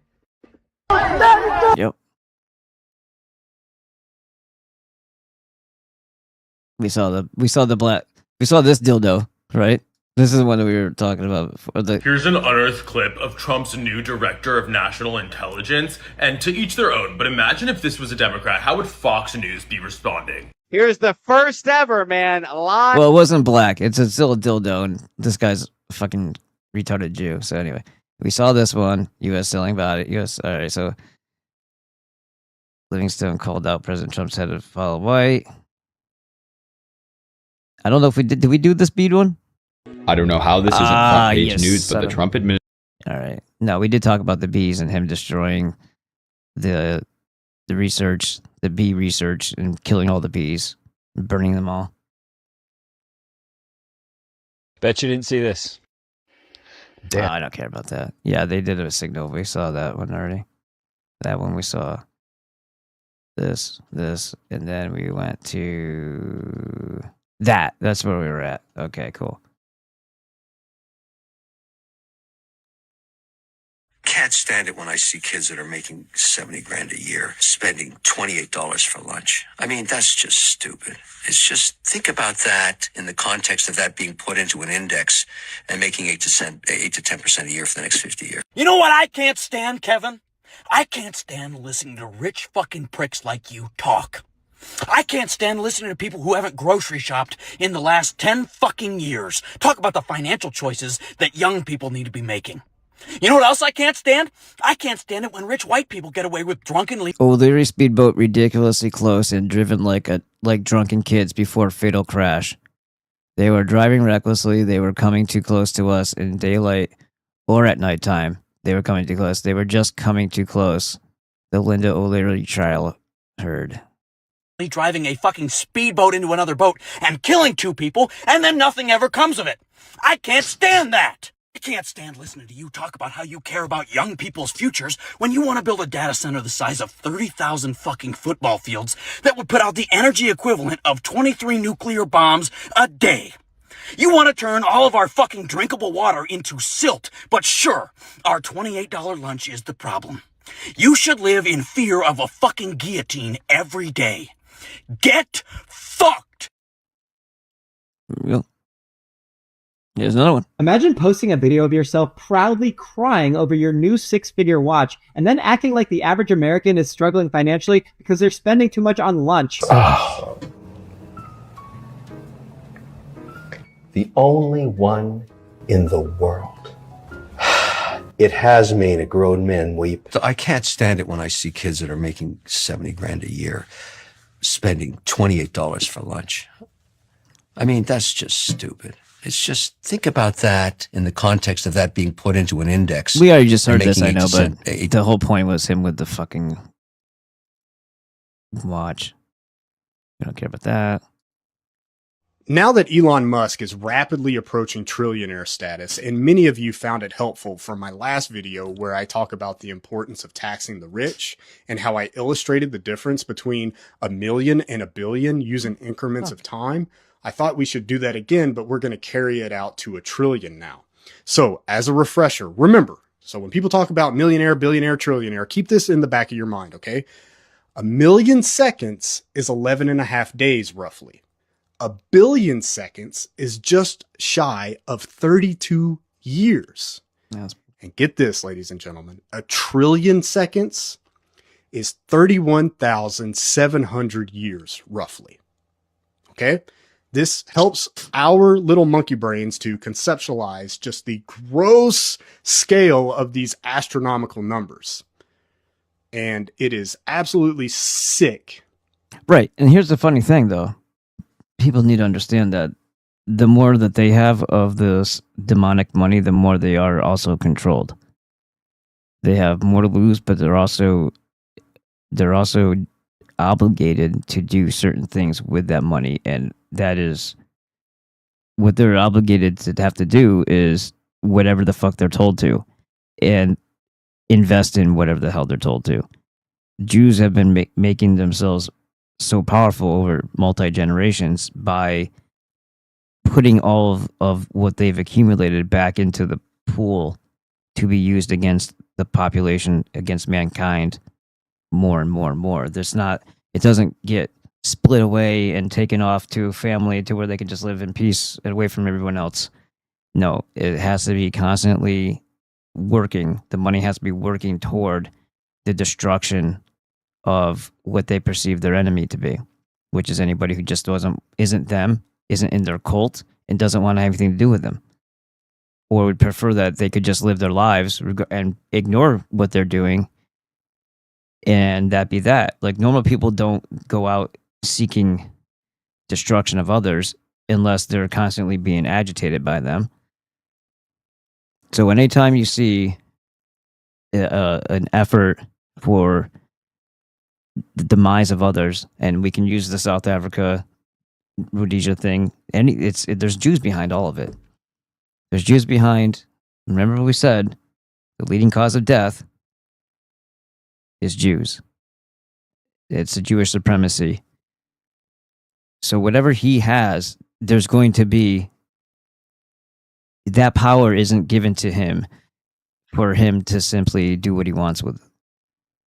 He's still obligated to do what the cult wants him to do. Otherwise, they can strip him of it. They run the judicial system. They could sue him into poverty. They could do anything they want. They could whack him. They could do whatever. And again, it's a control mechanism. He's not exactly on some sort of upper echelon that he can't be touched. No, they don't do that. They're still servants to this fucking demonic entity that they all are working for, and working toward. So is he exactly what his nanny said? He's not the Antichrist, but he's going to usher him in. I don't know if I buy any of that stuff, because I don't get into that religiosity of this messianic nonsense. But obviously he's a key player, and he's not on the side of good simply because he smokes joints with fucking Joe Rogan, who's another fucking controlled op. Like, they tried to make this guy as likable as they could, and they failed. In a modern society with such suffering and all of the resources that we have, where we could feed, house, clothe everybody, that one guy is going to be worth $1 trillion. Now that Elon Musk is yeah. Oops. Do you actually think you own the things that you buy? I would beg to differ, and a fellow follower of mine sent me this. This is we don't own anything anyway, because we're considered property. So property can't own property, and property can't have rights. And this is what I've been trying to, I've been saying this. So hopefully people get into looking this up too, about the corporatocracy and what the papers that you are given at birth actually mean, and what they mean to them. And it's not just, that's hyperbolic. They don't actually do that. That's not really what it's for. Look at all the generations that we've lived with these things, and nothing. Well, really, because when CPS wants to join in on the fun and take your children, they don't seem to have a hard time with it. When government agencies want to move in on you and split apart your family, it seems like they treat you like property to me. When you go into court and you try to defend something, or you get pulled into court because somebody's suing you for something, or you get or some other violation occurs to where you find yourself having to defend yourself when you weren't in the wrong for anything and you didn't cause any harm. Tell me again about the system that you think you live in versus the one that you actually live in. Ford Patent 2023 Tech 0055958. It officially titled Systems and Methods to Repossess a Vehicle. And it proves that corporate America is building an infrastructure to physically control your life. According to this patent, if you miss a payment, the bank doesn't just call you, the car turns itself against you. Step 1. Disables your air conditioning, shuts off your radio, and a patent literally says it will play an incessant sound in your car every time you sit in the driver's seat. Well, this is assuming that it's just based on first of all, this is fucked up, but it's also based on whether or not you miss a payment. What if there's something else in your life through all this metadata that they disapprove of? Then that thing that you paid money for, because you're the slave, will do additional things, will do these sort of things for other separate reasons, not related to whether or not you made your payment or not. But it gets worse. Step 2. What happens? Okay, so how about this? And then when does the manufacturer decide? Because we haven't gone to this extent yet. with all these things in this vehicle that can disable it, and they give you these reasonings, at what point do they just send a signal because they decided that you've had your car for too long and it's time for you to buy a new one? There's not going to be any enforcement of the legalities of, and I think it's happened with iPhones and maybe with Sony before in the past, where they've lost lawsuits because they were creating a planned obsolescence and literally destroying things that weren't broken. So they got sued, but in the coming years, this is not going to be something that's going to be. The people aren't going to have any pushback against it because it'll be governmental. Governmental is still corporate, still the same thing, but depending on what they decide to label it as, it makes all the difference. Whenever it's convenient for them to make it private, they can extend their reach and do things that governments aren't allowed to do, like destroy your rights. When it comes to you being able to push back on something, then all of a sudden that inability to fight something that's governmental in the same way through the courts becomes their cushion. Smart lockout. The doors lock the owner out entirely, though it can momentarily lift the lockout for verified medical emergencies. So you have to plead and beg for something that you've paid for to work. And what happens when they just say, no, your carbon? That's, again, another way to enforce this. Sorry, you've used too much gas. You've used too many miles this week. I got to go to work. You should have thought about that.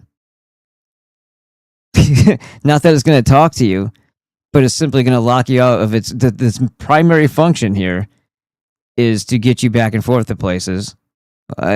What happens when they decide that, no, we've reduced your limits because we don't like something about your behavior.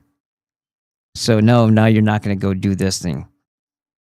Like what prevents it from doing that? It doesn't have you have no recourse when it decides it doesn't want to do what it's supposed to do. And when they want planned obsolescence because it's time for you to buy something new, oh, well, sorry, all of our firmware for that vehicle, like this is how stupid it's got. Cars, gas, battery, drive, stop, park. That's it. Nope. There's firmware updates, and now we've moved on, and we're twilighting. They say, like, when it comes to like a video game that's for for use online for multiplayer or whatever, it's only thrown on. They twilight it or whatever. I think that's what they say. There might be a different word for it. So what happens when they do that to your vehicle? Oh yeah, there's no more firmware. Or it's like Windows 10. No, it's been retired. So you're sorry, your $150,000 truck, because things are that expensive now. Yeah, it's been retired. It's like there's nothing wrong with it. I kept it up nice. Nope, sorry, it's over with. You need to that firmware it's not gonna be updated anymore. It's not gonna be compatible. The car will lock you out completely or create a geofence. It will only let you drive to work during the week, but on the weekend it becomes a big giant paperweight in your fucking driveway. And the grand finale of it all, as you know, the autonomous driving thing is becoming a real life thing today. How about the fact in the middle of the night while you're sleeping, it'll turn itself on and take itself to the repo lot. You will literally wake up to your driveway being empty. We talk a lot about systematic corruption on this channel. This is what it looks like when it hits your driveway. They're building a world here where you own absolutely nothing. They can strip you of your autonomy at the push of a button. Drop your thoughts down below because we should do a huge deep dive on this one because they're trying to take over. Do you actually think you own the things that you buy? I would beg to differ. Funny. This is funny. All right, now I got to figure out what the hell's going on here. There's something else fucked up. Why does it say... well, come on, just fucking do it, dude. Oh my god. What is going on? Why is it saying disappearing? And how do I get that to stop doing that? Why the fuck is it saying that? Why did it do it twice? Dude, what the There's something going on. Dude, Instagram's all fucked. I didn't press any fucking button to do that. Now it's saying that What the fuck? You're supposed to have something there that you can delete shit. Nonsense. Why does it say disappearing, and how do I fix that? I don't. What the? I don't want to draw. I don't want to. I want this thing to stop saying disappearing because I don't want it to. The fuck is that, dude? Dude, every fucking app is having a mind of its own. It's changing things, your settings with, and not giving you like. This isn't just the one thing, but a lot of things. Updates all the time. Forced updates that I can't prevent on some of the things. And every time they do that, you don't know what else they're adding. A court said there is no legal consequences for deliberately lying on news channels due to protected speech under the First Amendment. That's the misuse of the First Amendment, but this is also what they've declared already with the Smith-Munn Modernization Act. It's not that they didn't ever lie to you before, but once they declare it, then it's on you. Because now they're telling you nothing that you read or watch has to be real. And that happened prior to COVID. Nothing that we tell you has to be real. And it's on you if you believe it. So simply that could be even your argument when it comes to why you didn't follow the mandate, or why they can't force the NIH protocols and trach you or whatever, vent you at the hospital floor. It's like, well, I don't. It's you basically saying that you don't have to tell the truth. So why would I assume that you were telling the truth? Why would I gamble on the fact that you're telling the truth about this quote unquote virus? Why would I do that when you went out of your way to specifically tell us that nothing that you say has to be true anymore? Did you know there used to be a law that required news stations to tell you both sides of every story? It was called the Fairness Doctrine, but they got rid of it in 1987. It was first put into place in 1987. 86 was the vaccines, right? The release of liability, basically, by good old Reagan.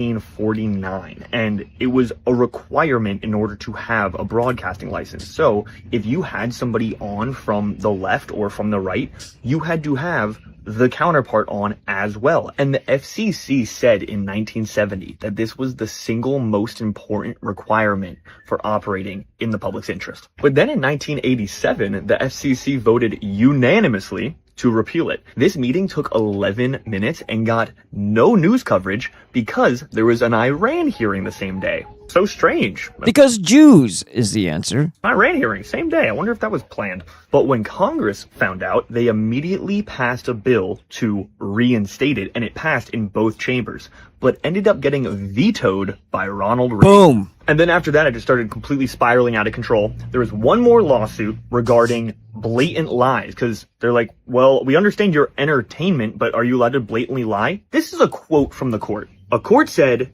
there is no legal consequences for deliberately lying on news channels due to protected speech under the First Amendment.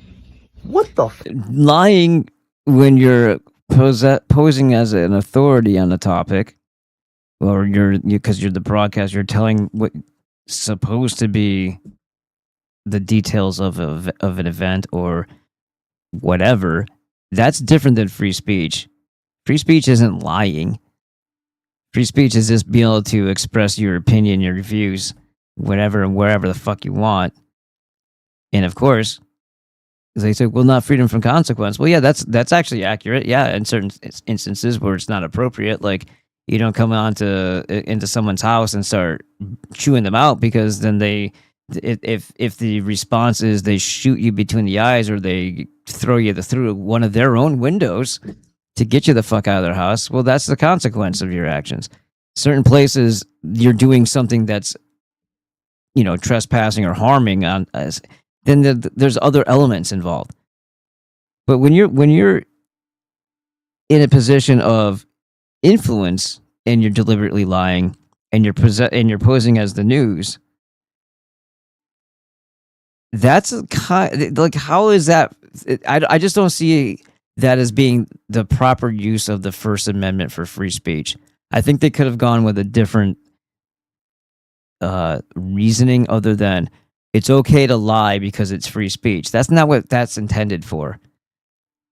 Lying and deception is not free speech. That's Jewish to even think that way. That's very cult mentality of the child killers and deceivers. To utilize the concept of free speech means that you can lie. I believe what it means is you're trying to get closer to the truth when other people are lying. That's what free speech is intended for. To be able to express all sides of something rather than just being told what the narrow perspective is that you have to abide by. It's free speech to express all sides, all details, all facts in a case or situation or an event that are relevant to understanding fully the picture that is what the truth of the reality or of the matter would be. Not to deliberately deceive. That's free speech.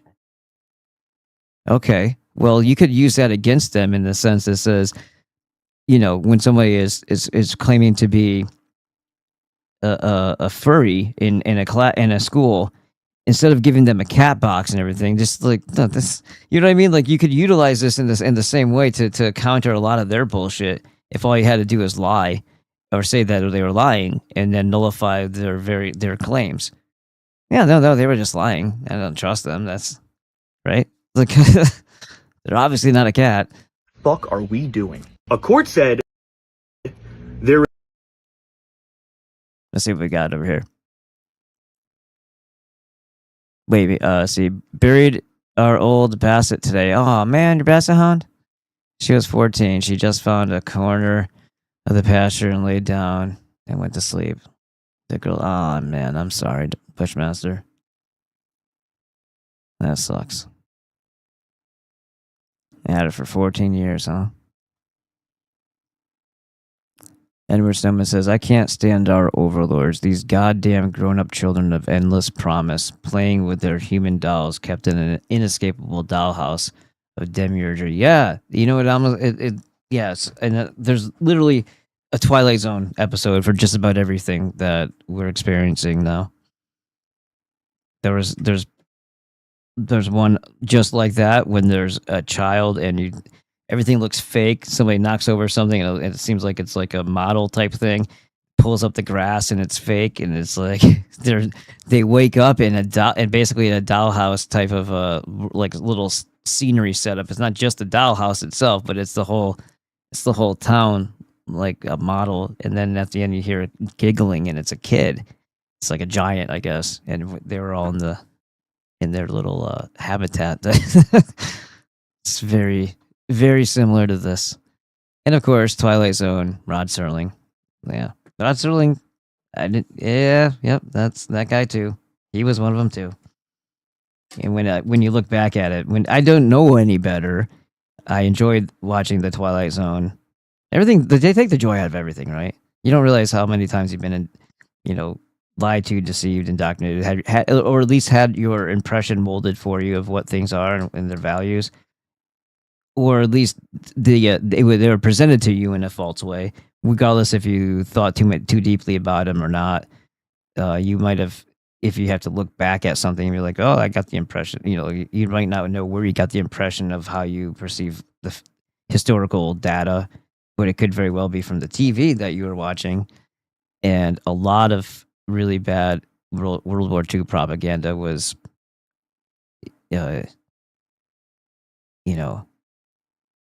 interlaced within the Twilight Zone series for the 5 years or 5 seasons that it was on. I think it was 5. So let's say breaking. This was a manned mission featuring the first ever all-black astronaut crew. Please pray for these men and women and their families. Blue Origin's new Glenn rocket explodes on launch pad in Cape Canaveral. Is that what is that what everybody was like? Remember that thing I showed you in the boat? Remember that dude that was like on a kayak or something and he was giggling like a little fucking retard? And they were showing this huge explosion. I think it got up off the ground a little bit. This one says it blew up on the launch pad. Are these two separate events? Like how long ago did that happen? Is that Maverick? No Mavericks. Nice. Hello, Dan Simmons. No injuries or fatalities reported, and nothing online stated it was an all-black crew. Where's my fell for it again hat at? That's funny. Nigga, please. I am an Androider, and yeah, every time it updates, I get almost a dozen games added to the homepage. That's 8 days ago. All right, let's get over here. Is anybody chatting? That's everyone's favorite Twilight Zone episode. I like the one where it's the two guys land on the planet and they recognize that there's little teeny tiny people, and the one guy like turns into like he gets obsessed. He gets me like a megalomaniac, and he's like, I could be God here, and he goes around, and instead of being like a nice person, he becomes a radical asshole, and he stomps on them, and eventually at the end they have had enough of him, and he gets he forces them to create a statue in his likeness, and then another like spaceship lands on this place, and it's giants that make him look small, and they go to pick him up. He's like, and it crushes him by accident, and he just like throws him on the ground. So then all those little micro people, they tear down the statue they made of him, and the guy just went crazy. Like it's that episode is actually really good. I like that one. I forgot what it was called. I've actually showed it on the old FTJ account before I shut it down. I think I've also done it on. There was a couple episodes I had it back on Joshua TV as well. Like I used to do this thing where I would do like a movie night, but I'd only put it on Joshua because of copyrights. Maybe I can start doing that in FTJ again. Go become a pro member, and I'll do that. Yeah, that was a fun one, Genuine Goy. There's like I said, when it was in upstate New York on New Year's Eve and New Year's Day, they would do marathons on at least two different channels. It would be Twilight Zone Marathon and the Three Stooges Marathon. I never really liked the Three Stooges.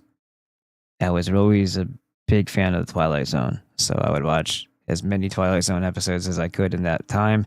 And then along came Netflix or wherever, and you know, be able to watch all the old X-Files that I liked and Twilight Zone. That was pretty much the extent of my TV watching. Boston Legal was fun. I discovered that I think after this, maybe towards the end of its cycle, but then I watched the back episodes after that. Yeah, I could have maybe I caught the whole thing after the fact. James Spader was in it.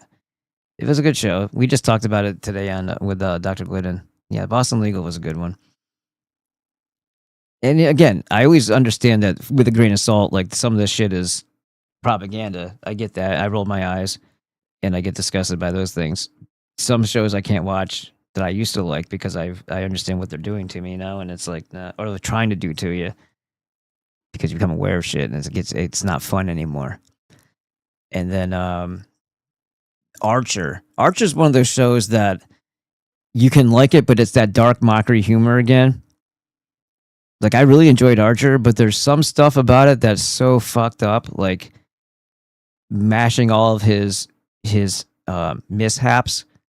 Mallory says this, like, and then knit a onesie for it, talking about all the aborted babies.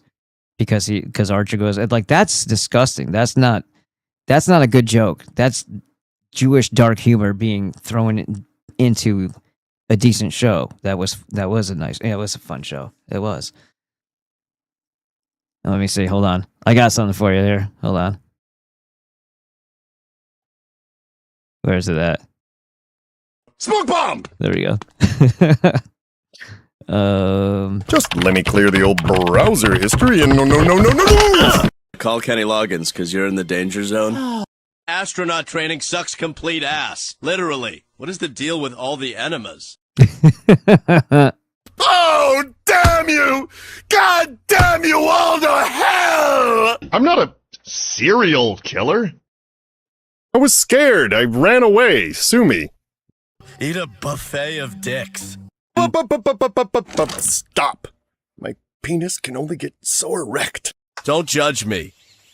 Food. Every single noun and verb in that sentence totally arouses me. I put them all on my board there. I just never really ever use them. Let's see. All right, let's get back into it here. Still nothing over here, eh? Yeah? You guys... Take a look over here real quick.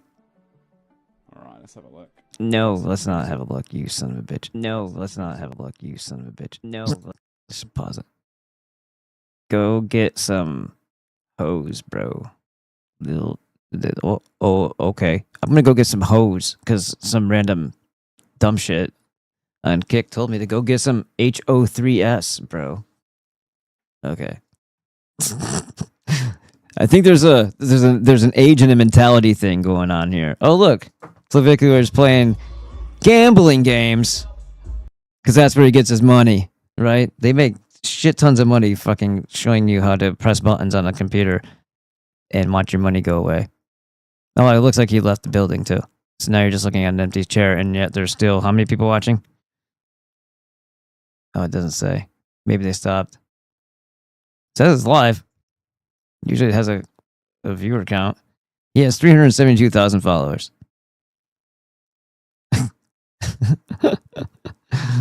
Because it's all about the quality. It's definitely not about whatever gimmicks and bullshit or the Jewish hand and everything. I just left my job at the largest data center in the world, located off USA Parkway, and it's worse than people think. Recently left a job at the largest data fortress in the world out in the Tahoe Reno Industrial Center. After seeing what goes on... This would be, I believe this is a Switch facility that they're talking about. Behind those 20-foot concrete walls, I can tell you it is far worse than the public realizes. The most disturbing part, unless you work there, you have no idea it's even there. There are 0 signs for Switch or Citadel from I-80. There is no major press coverage or local news about the current expansion. While they tout being the largest data center in the world to investors, they seem to keep a very low profile with the local community. They are building a water-sucking fortress in total silence. We aren't just talking about So there you go. So, okay. Now we've been talking about the droughts. We've been talking about why are they putting all these proposed data centers in drought areas? The quote unquote droughts and then the depletion of water do not match up to like how rapidly it's disappearing, and other people are saying they're most certainly, I don't know if it's all speculation or not, or you know, if it's just a suspicion, but it seems very likely that there's something taking the water, and if you don't see it happening on above ground, it might be something happening underground. Nestle doesn't think you should have rights to water, to clean water. It's not a human right. Now, are they taking all this water simply so that we don't have it? Because they're also trying to starve us out by taking away making it impossible for people to farm? Is this part of the starving and killing process of the Goy by these digital Cheka, these Bolsheviks? But she just said data water sucking facilities. Maybe there's more to it than that. Maybe it quite literally is where they're going to store it. And is it going to be utilized for irrigation of dry lands? Probably not. It just might be a way to keep it away from the population for a time. Now, is it going underground into some underground facility? I don't know any of that. I don't have access to the tunnels that are underneath every fucking city in the world or every fucking town. I'm not a weasel, and I'm not a hamster, so I don't have a lot of access to tunnels. And I'm not a fellow traveler.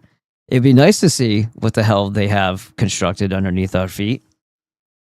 It would help give us some sort of gauge as to what the hell they plan on doing to us.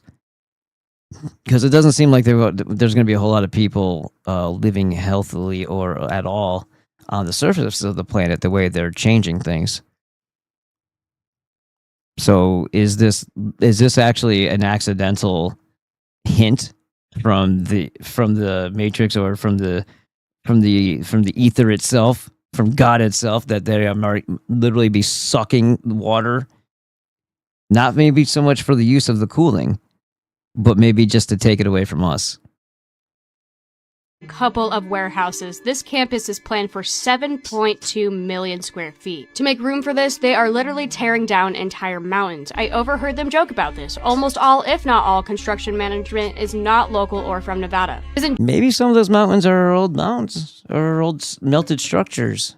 Just an empty desert. This is the ancestral territory of the Northern Paiute, the Numu, and the Washoe Washishu people. Campus is in immediate proximity of the Lago Marcino petroglyphs, one of the most significant and largest indigenous rock art sites in Nevada. We are surrounding 10,000 years of sacred history with high voltage fences and humming fiber hubs. They have 2,000 acres of land. For context, that is nearly 1,500 football fields of desert and hillside being flattened. Wild horses that Northern Nevada is famous for are disappearing from that area. Their habitat is being replaced by gravel pads and server racks. On the nearby Lago Marcino petroglyphs, and the Truckee watershed will be irreversible before the public even realizes the full scope of it. Which requires an astronomical amount of water to keep its servers from melting. They use a 16-mile pipeline to pull treated wastewater from Reno and Sparks, the Truckee. They call this recycled. That water is being evaporated into the air to cool the machines instead of flowing down. So maybe these straws are already in a lot of places that they're already telling you that's because of drought.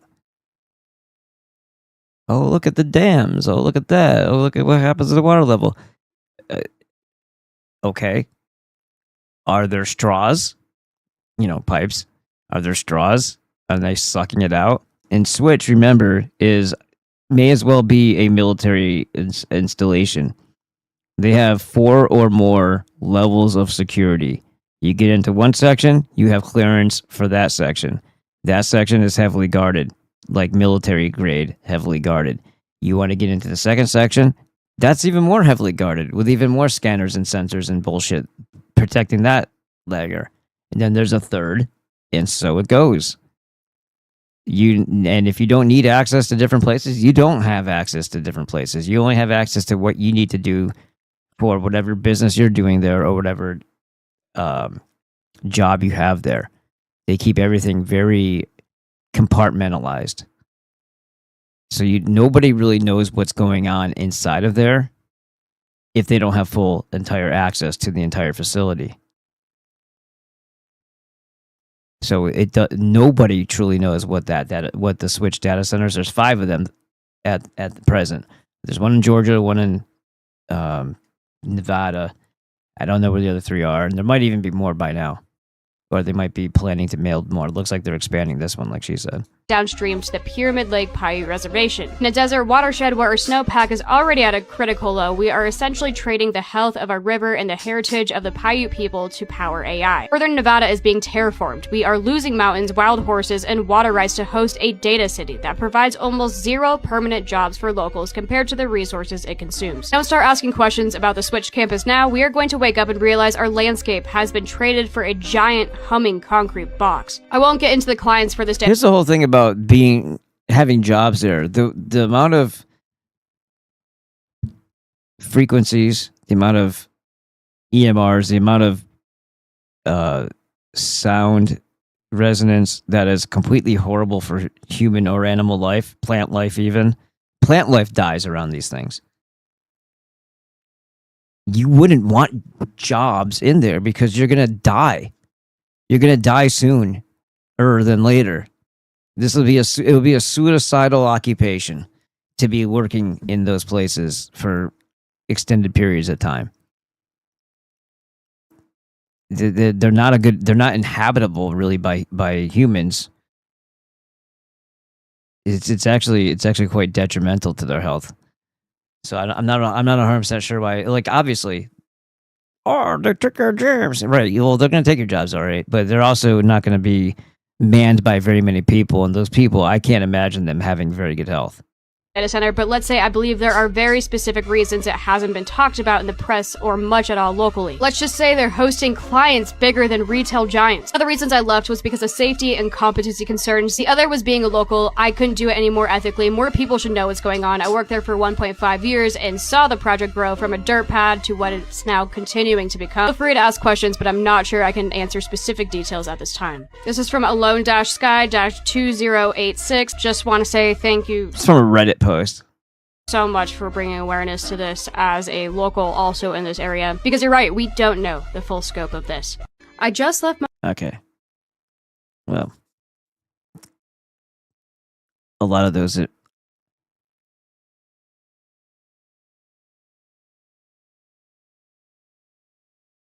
with this fucking retard. Oh, he's a Jew. That's why. Steven blocks him. Blocks ham. He blocks ham because they don't eat pork, so he blocks the ham. No ham for me, sir. Oh, relax. And then he says, period. Little girl, you mean well, but relax. 2,000 acres is the size of a big family farm in Nebraska. Right, but what does that do? It produces food, you fucking retard. Not the biggest, just a good-sized family farm. Relax, you're still young. You'll learn. What a fucking retard. Let's see what the replies are. No way this account is real, but not mine, reading from a Reddit post. Yeah, right.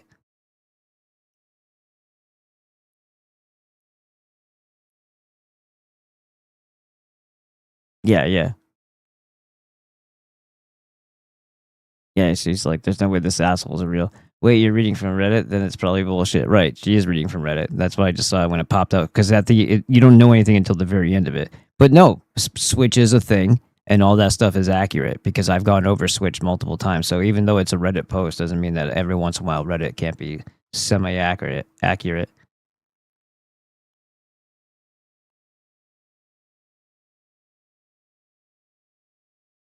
And then this person replied, I'm from Nebraska. That would not be a family farm. That would be a corporate-owned farm. Please. And how naive you must be. Because he's a Jew. He's just downplaying their fucking bullshit. And he says, shut it, old man. She has way more knowledge in this field than you do. And then somebody else said, bot, you're very wrong. Sit down, boomer. He's a Joomer. He's a Joomer, not a boomer, okay? He's a Joomer. How dare you call her little girl old man? Oh my god. Now we're getting to ageism. I'm going to have to take offense to that. Oh, wisen up and shut the fuck up, little boy. This is a serious problem and it's not a farm. Wake to... This person's retarded too. This person. Everybody is a king of their own fucking false reality that they LARP on the internet. Oh, where's Fly Fisherman is here? Shit! Where's Fly Fisherman? When has Reddit ever been right about anything except for cigar recommendations and food recipes? They're also owned by Condé Nast, aka June Dynast. Nice. But it is accurate about the Switch thing being huge and disgusting. Anyway. In Albania, Trump's Zionist son-in-law, Jared Kushner, we already saw this, and that's not much to check. So I guess this is going to drag the same person around every single time. Let's see what she has to say about it. Probably nothing. Oh, here she goes. What is going on in Albania? Hundreds of protesters gathered to demand the suspension of a luxury resort project by... That's right, the Zionists. It's always the Zionists, the pedo family.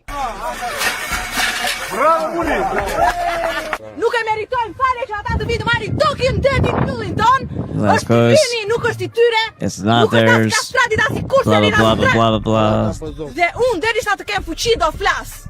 Oh, I'm not doing this. I'm not trying to read it as fast as they blabble. Babble.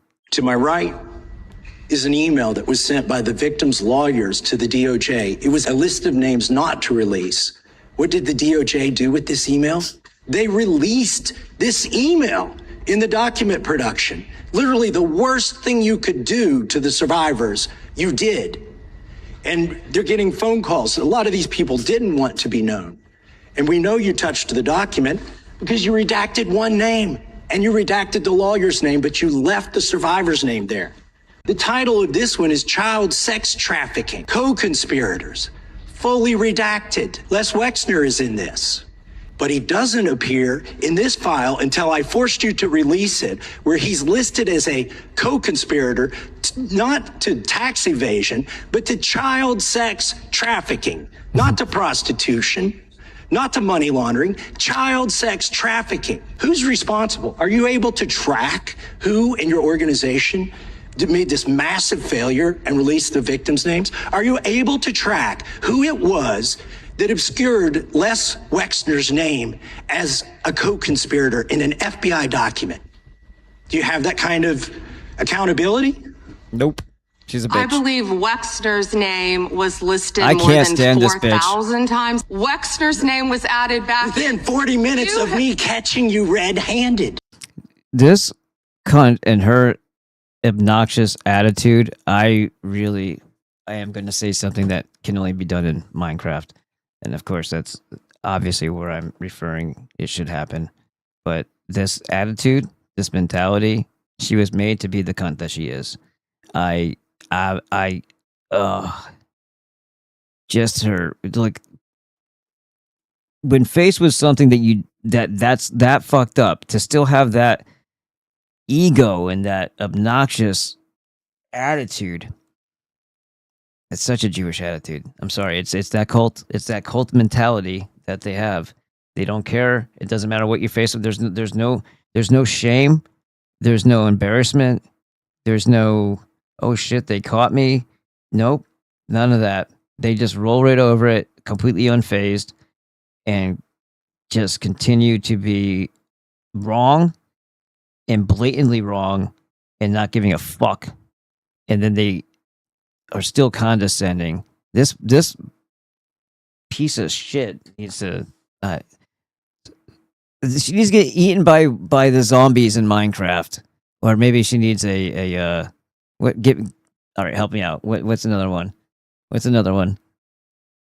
The one that looks like a green penis that walks around. What's that called? That they blow up when you touch them, which is kind of weird because it's a dick and then it blows up when you touch it. Minecraft is a weird game. Creepers. She needs a hug a creeper. Red hand, there was one redaction out of he's over listed as a co-conspirator. 4,700, and we invited you in. This guy has Trump derangement syndrome. He Fuck needs you, to. cunt. You're a failed politician. He voted against A the failed ban politician. that we were talking about on deep fake AI porn. So now she's deflecting completely away from it. That cross is burning through her skin right now. Again, deflection. Let's talk about something that has absolutely nothing to do with it. This guy, his credibility at hominem attack, he's a failed diss. You can't even answer the fucking question, you whore. Only 2 people voted against it, and you were one of them. Good. Because obviously, the way you word things and you always label things in the inversion of what they're actually intended to do. Ah, Waifu's here. Cool. And there's our other guy, Kateri. Hypocrite. Fuck you, cunt. To my right. Oh, this guy's he's proudly wearing his Stu Peters Network hat. He's one of the anchors over there. Yeah, it's funny. They don't answer my calls anymore after I've been on the show. Wonder why. I don't call them. I just sent an email saying, yeah, let me do some more for you. Yeah. Sorry. If you want to sit up on top of a giant rocket and go to space, you're a fucking moron. Said Bushmaster. Spend some time around Tanapa. The wild horses are there. Very beautiful. I was in Death Valley and I saw some. But that was probably about 2012?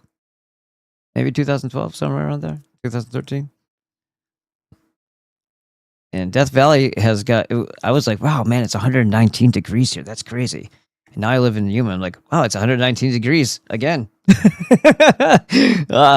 I think Bushmaster's got us beat with the 136 though in Kuwait. That's definitely hotter. What happened? All right, here we go. Okay, so as I get up to go check on the family, I'm going to leave you with this. Let me double check to make sure that's the best choice. There was something else here. I don't want that one. Well, anyway, This is the channel. This is the channel that it goes up on YouTube now because they already took away my over 1,000. What was it at? Was it 1,500, 400, 300, 200, 1,200 and something? It's not a lot. It's just it took a long time to get there because it constantly deleted my channel. But so now we have a whopping 6 subscribers. We have. Let me refresh this. Yeah, nobody's watching at the moment because they don't allow it to be. Everything I do on this thing, I started presetting all the stuff so that maybe it would go out. They will not let anything be seen here. Like nobody sees it. How else do video platforms take off if I have this many 47 fucking videos on here and it's still not catching the algo? Like what the hell is that? What the fuck is that? Other than that, they know that it's attached to my shit that they don't like. So I'm like blacklisted by IP address. I'm blacklisted by computer footprint, fingerprint, whatever. I can't do I'm not allowed on TikTok. I'm not allowed on Instagram unless I fraudulently get on there with a different phone number. They don't let anything that I do be seen, period. So if you want to see growth in anything, like I would say eat your vitamins and have oysters. Wink, wink. No, but if you want to see this channel grow or whatever, get me to 10,000. So that would be a good milestone. Share it, do stuff like that. If you want to see the show self-support itself, throw $3 a month at this thing, or $5. That'd be awesome. That'd be awesome. Because otherwise it's gonna be a race to the bottom here, because I think that there's gonna potentially be less and less time to do this show here very, very soon, is what I'm looking at, unfortunately. So let me throw this on for a little bit. I'll be back. This is 2017, so bear with that. I think the audio is better in this one. And no, I'm not obsessed with RFB at all. I criticize him a lot, but good is good, and when it's good, doesn't matter who it comes from. And I haven't been watching any of the Crow House lately because I don't know. Every once in a while, I find it a little bit slow in the uptake. So it's like.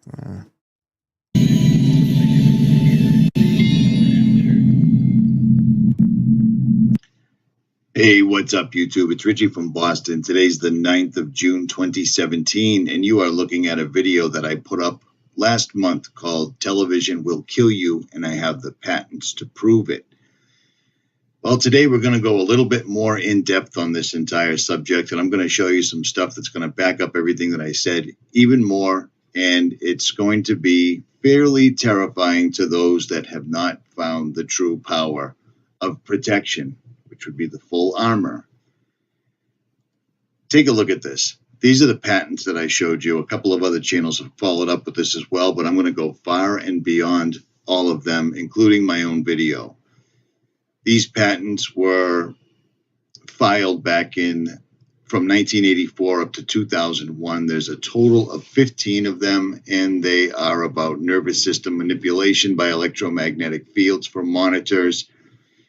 And I showed them all to you, and I explained it all in the video, and the video did fairly well. And I compared them to the same sigils and symbolism that you would need to conjure or raise a demon. Now, let's look at what I've found since then, shall we? All these patents go back to a man named Hendrikus G. Lewes. Hendrikus G. Lewes. And he has a series of 15 total patents. The first couple were optical instrumentation for measurement of particle size distribution. This was in 1981. This was well ahead of the curve. This was a photo detector with slits in it to figure out the spatial differences between photons, stuff like that, for the most part. And he did another one in 1982, and then he did one more, pretty much measuring particles, pretty benign, it would seem. And then in 84, he filed this in 81, but in 84, he did a method and system for the abatement of fog in designated airspace over aircraft approach zones, and then method and apparatus for manipulating nervous system, filed in 97, granted in 98. Here's another one, thermal excitation of sensory resonances, filed in 95, patented in 98. Manipulation of nervous systems, 97, 99, and so on, and so on, and so on, and so on. Well, let me show you something really crazy. This is going to freak you out. Watch this. Hello, Earth. So good to see you. Seeing me. We know you find TV irresistible. And Hulu. Yeah. Now follow me. Below the curtain. Now, for copyright reasons, I'm not going to play this entire video, but I'm going to play the ending of it so you can understand what they're telling you over and over. We all remember these creepy Hulu commercials, right? Alec Baldwin, this guy, all sorts of people. Favorite place, everywhere. You see, this is your brain on TV. This is your brain on Hulu. So close. And this is your brain on Hulu Plus. Now, what he just basically said is the television's definitely doing everybody in. Most of us, including myself, have walked away from television entirely. But we spend the majority of our time on laptops, cell phones, and other black mirrored computational devices, correct? Listen to what he's got to say. And this is your brain with a little sprig of mint. Hulu Plus. That's hot. An evil lure plot to destroy the world. Enjoy. And then, of course, you've got the ad with Alec Baldwin, and he basically says the same thing, that television wasn't quite doing the brain in quick enough, so they had to spread it out, and that they did it all for free. And they keep going and going and going, and at the very end, he says the same thing. Because we're aliens, and that's how we roll. Now, they just told you that this was an evil plot to destroy the world, and they're telling you everything straight up, but people are couching this in a way that it's, it's comedy. It's no big deal. Hulu. You see that? Hulu. Remember that name.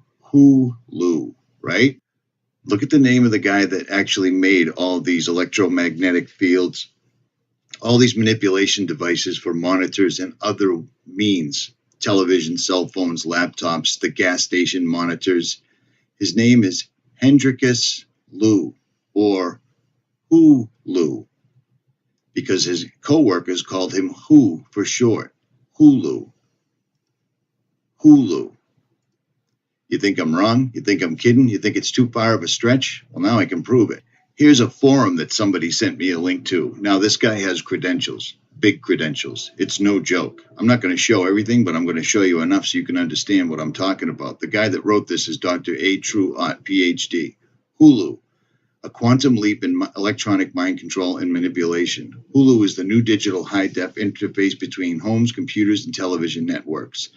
They would like you to believe this is all wonderful and completely free. Don't be fooled. Nothing is free. Somebody is paying billions of dollars to bring this technology home to you. And that's a fact. It's entirely, completely free, yet they have all of the best stars, so forth and so on, and they tell you exactly what it is they're doing. An evil plot to destroy the world. Enjoy. And right here, Alex states the obvious over and over. I mean, what are you going to do, turn off your TV and your computer? I mean, what are you going to do, turn off your TV and your computer? I mean, what are you going to do, turn off your TV and your computer? He's absolutely right. And that's exactly what this is. The United States military and intelligence agencies are the one who funded this free service. Why? Ostensibly so the military and other civilian contractors can now access American programming anywhere on the planet. Now that gets bad, right? How was the name Hulu formed? On December 3rd, 2002, patent number 6488617 was issued to a man named Hendrikus Liu, nicknamed Who for short. Hulu, the S is silent. Could this be the reason for calling this a Hulu? And it goes on and on and on. Now, this information is separate from the information I put up, but the person that said this, again, has credentials. You know who you are. If you want to leave it in the comments, feel free, but I'm not going to out you right here. There's no need to. This is obvious. Every single one of these Every single one of these 12, I'm sorry. Every one of these patents talks about using subliminal pulses, emitted pulsed electromagnetic fields from amplitudes to cause excitation. And the way they can use this is a specific digital frequency can be custom designed to be sent to the end user of Hulu to produce a specified physical event. All that is needed for the computer to design this frequency is a sample of the victim's DNA. Are you hearing what I'm saying here?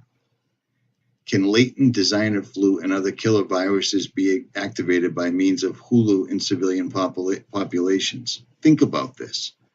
Think about this. What are you going to do? Turn off your TV and your computer? What are you going to do? Turn off your TV and your computer? Now, I'll leave a link in the description to this commercial right here, but while you're watching it, do what I do. Put a blood pressure monitor on there. This video itself literally excites you. Your heart rate, everything goes up because they're using the technology in this video. They're laughing at themselves while they're telling you the truth right in plain sight. Hendrikus G. Liu, 15 patents issued, 15 patents filed. Every single one of them.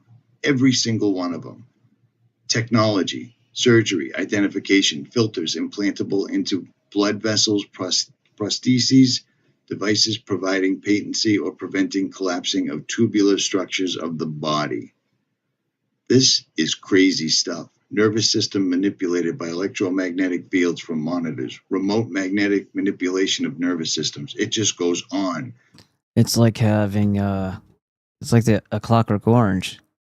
They would give him a drug, some sort of prescription, some sort of drug, and then show him the imagery.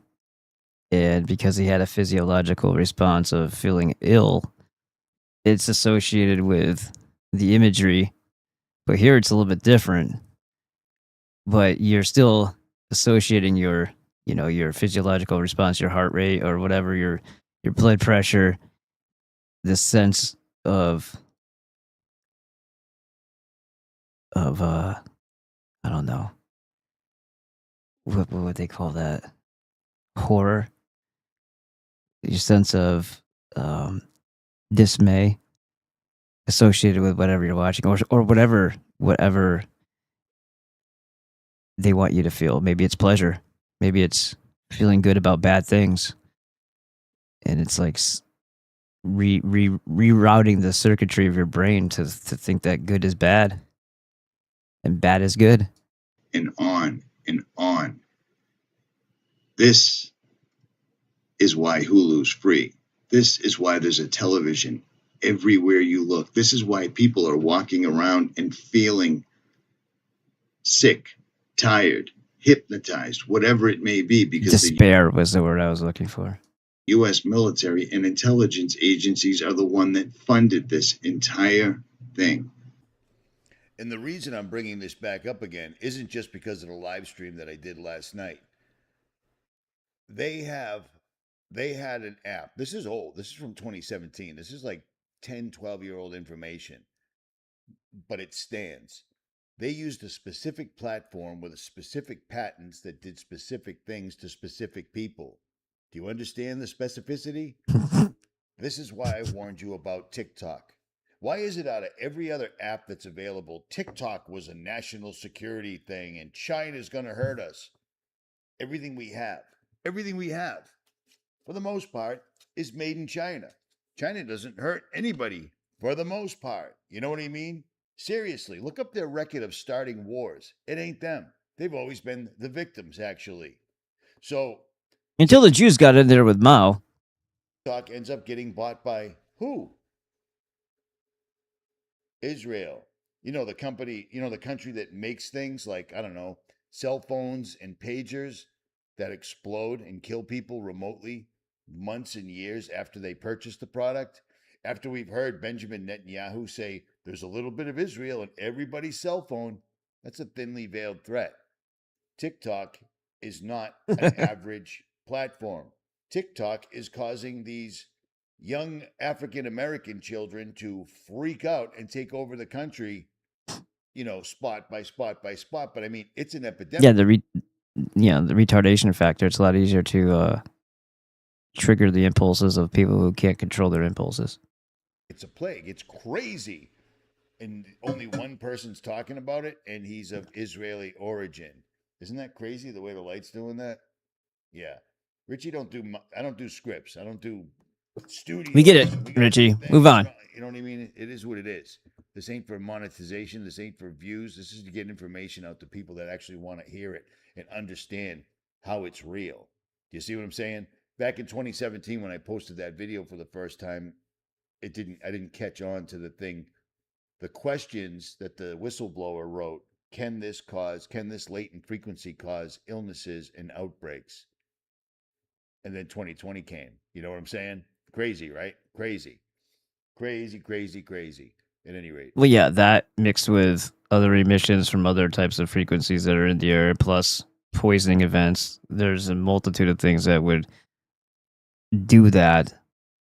And then they just redirect your attention to something that's not real, that isn't causing anything, and they say it's a virus, and then they drum up this bullshit story about a gain of function and a lab leak. Oh, that must make viruses real then because of lab leak. It's just reinforcing the same bullshit. If it's any lab leak, it's a poison. It's not a virus. Explains that Hulu will more effectively turn your brain into mush when combined with televisions and computers. He's not kidding. When they say that we are aliens, well, they're not kidding either. Because between D-Wave, quantum computer, simulated world simulations, the SWS system that's come out, that's what these people are doing. Look around you. Tell me that the people you're trying to wake haven't been affected by this. They can literally shut somebody's ability to critically think on or off. They can literally turn the switch on and mess with you remotely. And back in 2017, Manufactured NPCs when it's convenient. That's interesting. Warning you that they had technology that they could literally use some sort of a device, whether it's handheld, low Earth orbit borne, airplane, helicopter, tank, whatever. Tower. We saw them use it in Venezuela. The discombobulator, the president called them. It made the troops unable to use their weapons. You can have all the weapons in the world, but if you can't figure out how to pick it up and pull the trigger, what good is it? That's exactly what happened to these guys. And since all of this has occurred... Sounds like they tested that in Iraq.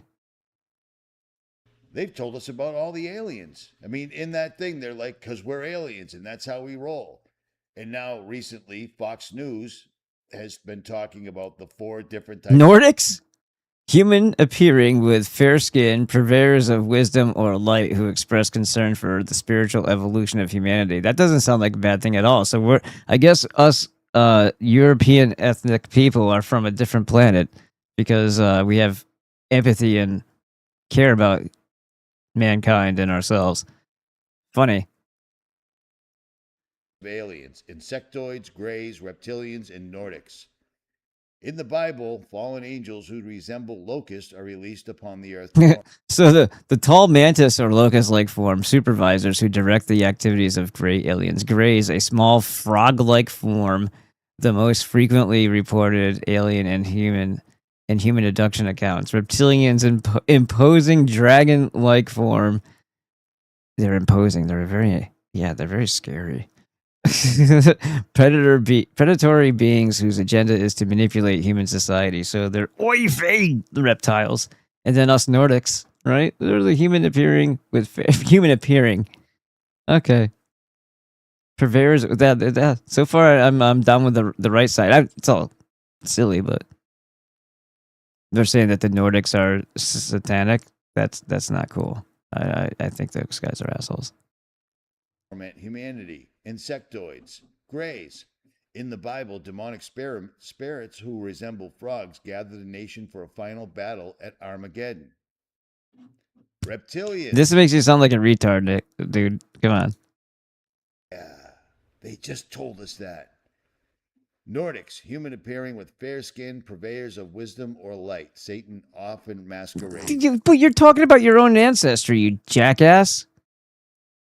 Do you not see how this is wrong? This itself is fucking propaganda, dude. Shut up. Shut up, Richie. Shut up. I'm trying so hard to like you. All right. On TikTok.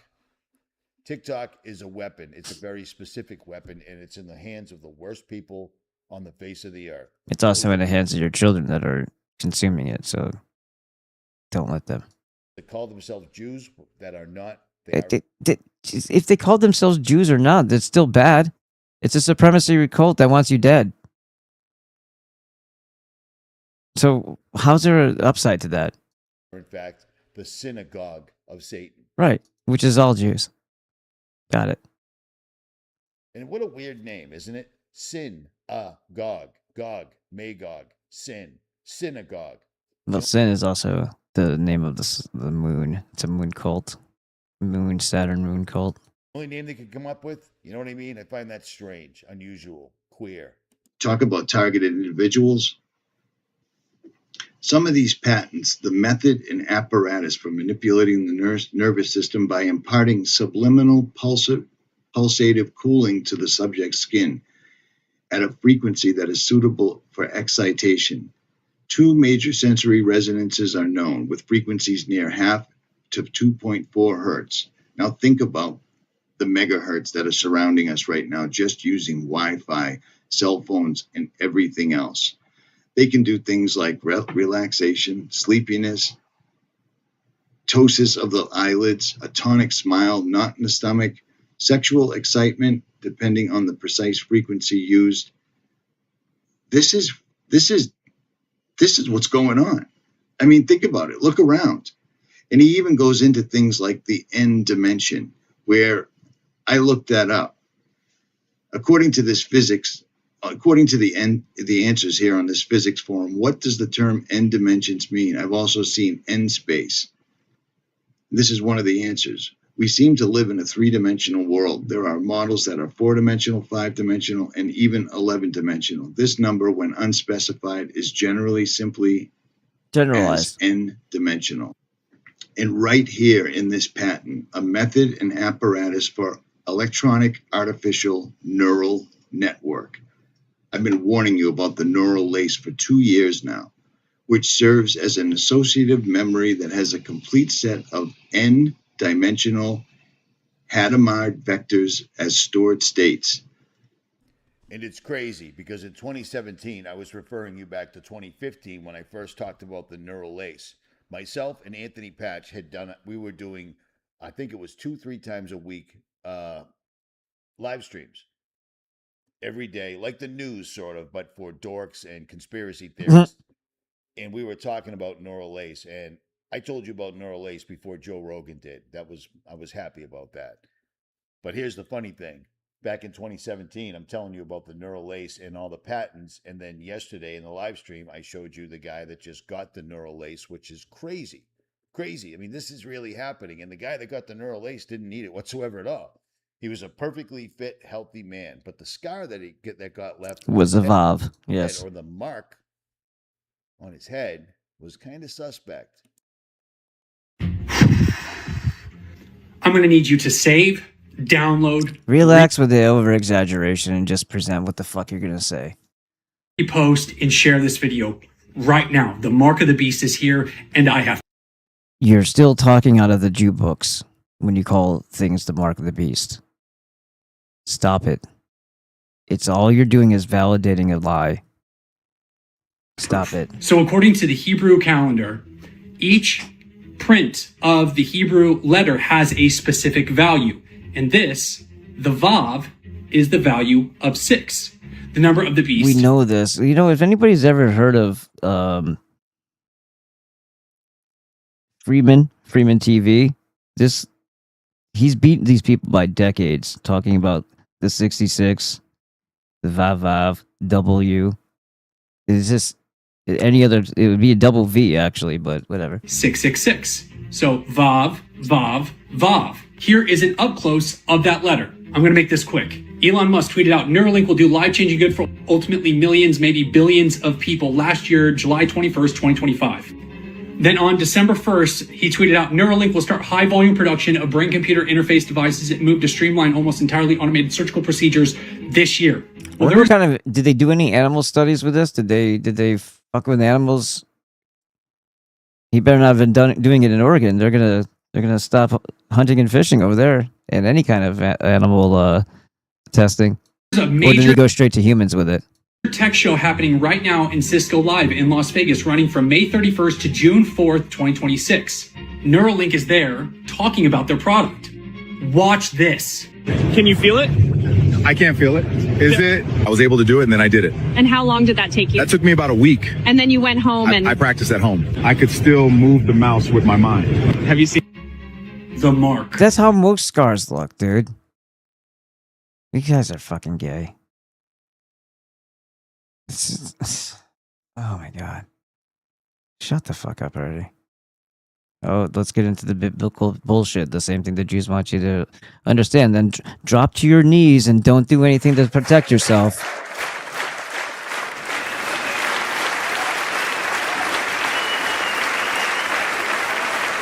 Well, God wanted a bunch of groveling bitches. That's what he said.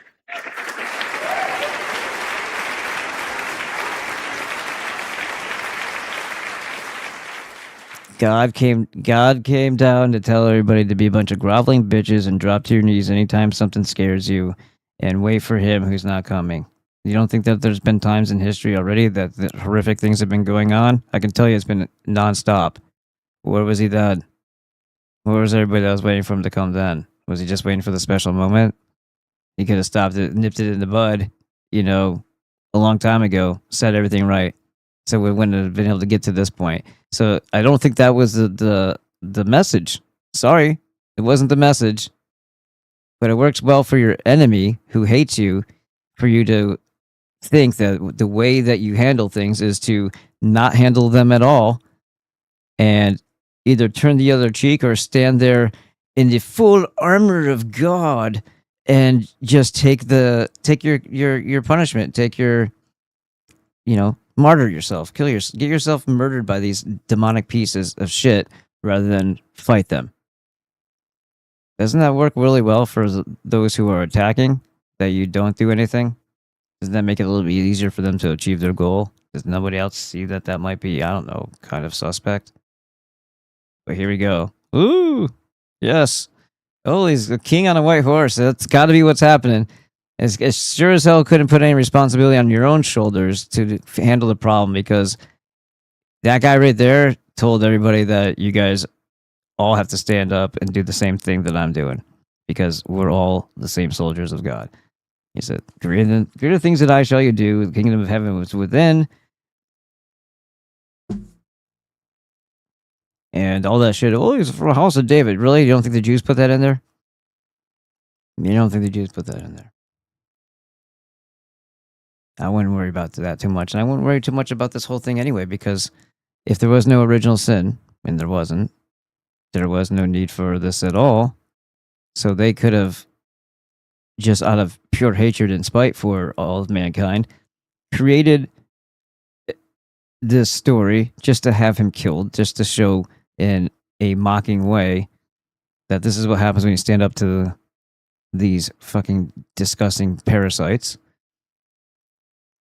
And they could very well have utilized elements of real people, that would be the European ethnic type, to make one person that they personified, just like they did with Prometheus and with Zeus. Because Zeus used to be a cool dude, and then the Jews in Greece got into the mythos. And all that stuff is all stemming back to a real person, a real Nordic who wasn't an alien. And if that's true, then so are we. So I wouldn't be shitting on them so much. Thor, or Adam Thor, Arthur, right? Tur or Dur. That was as in those Dardanos and all that stuff, related. There was no handing of a poison apple. This is they took the story from 5,000 years ago and mangled it in 300 BC. Period. The end. And it was an actual legitimate event. And the British Edda is what I guess you could say preserved the story.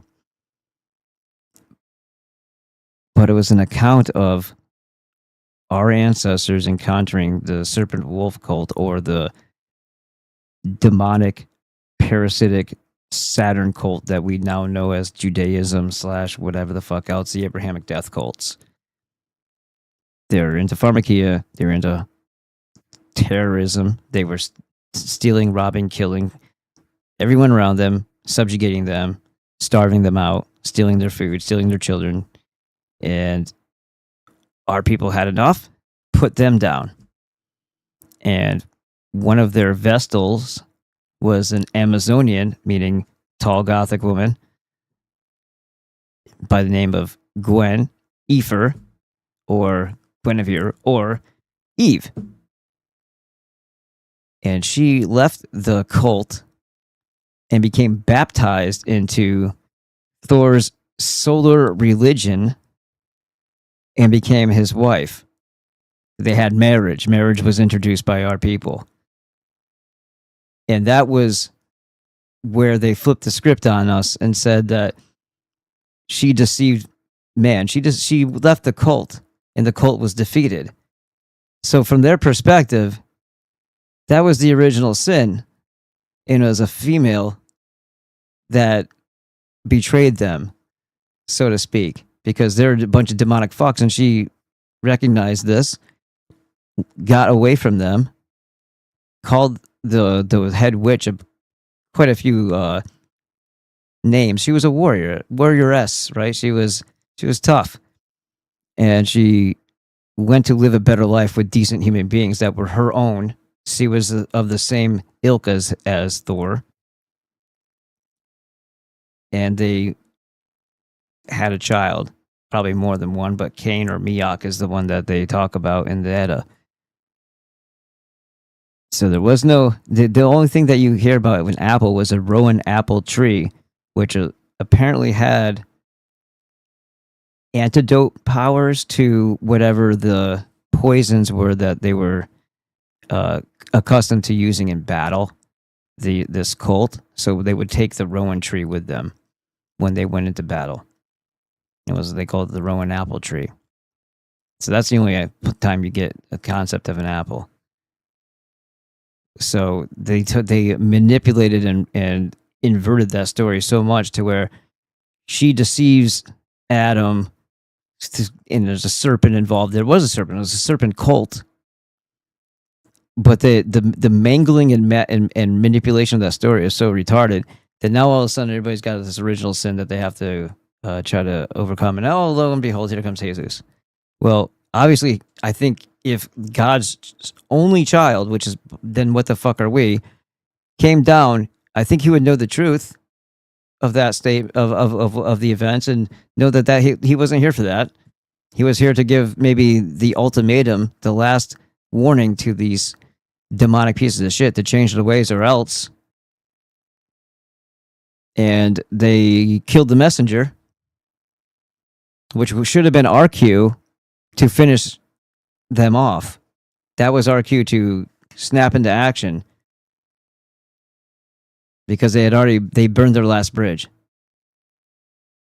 But we didn't.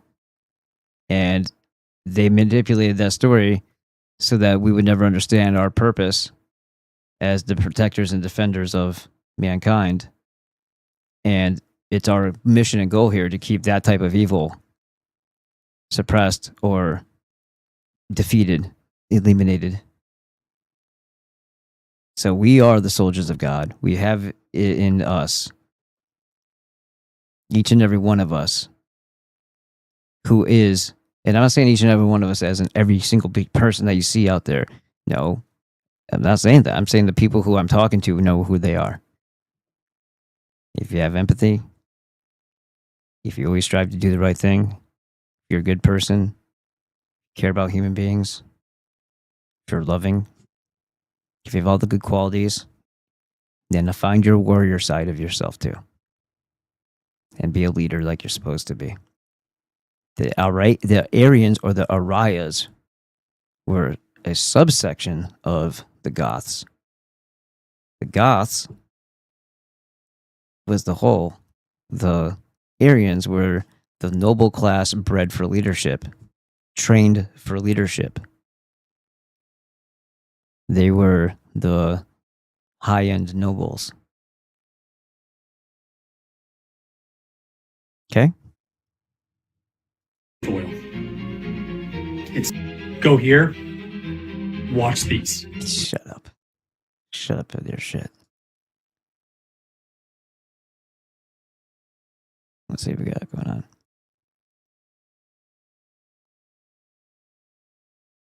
Edward Snowman says, you got to admit, the Nordics tend to be replaced by imposters installed by satanic cults. Yeah, that's Satanistic cults. Yeah. I mean, that's... Yeah, okay. Yeah, like you see, like, what they call Lucifer, which is actually a throwback to Loki or Balder, which would not be our people at all, but depicted as such. It's nice to know the backstory. I can't blame anyone for wanting to be our ancestral heroes and heroines. Right, for sure. Thank you again, Edward Snowman, by the way. High five from the chest. Have you read Psalm 91? Nope, won't. Yeah, I have heard this theory, the Elohim Genesis were other people, but Yahweh is God. Yahweh is their God. Yahweh is Saturn, is Satan, is Kronos. Cain didn't sacrifice Abel to a cult. What are you talking about? Go watch the video. Go watch the British Edda. I put it in a... Here, I'll show you. Or read the book.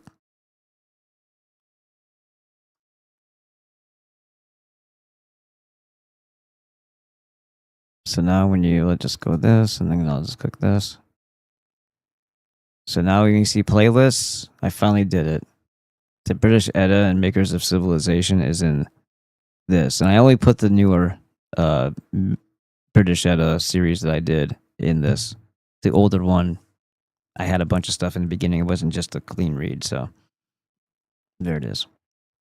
Go through that. Let's see. Hopefully it's in order. Yep, starts here. Edda Reborn, History of Civilization. Edda Reborn 2, The Real Story of Our Beginnings. Edda Reborn 3, The Antidote. Edda Reborn 4, Balder is Loki, is Abel, is Lucifer, is Baal. Edda Reborn Episode 5, Reign of Reason and Accountability. They called our people the Reign of Reason, right? And they hated that. They hated that. They said it like a bad thing. That was the Edenites calling us the... Yeah, right. Okay. Cain was Thor's son, bro. Abel was a piece of shit. Remember, you have to understand that that book, or those writings, it wasn't a book until somebody wrapped it all together, but the Hellenistic period bullshit Old Testament was from the perspective of the demonic cult, which is also known as the serpent cult. So, of course, from their perspective, they're in the right. Cain did kill Abel. Abel was Loki, or AKA Lucifer, if you want to go that route. He was Balder. He was a murderer. He was a sorcerer.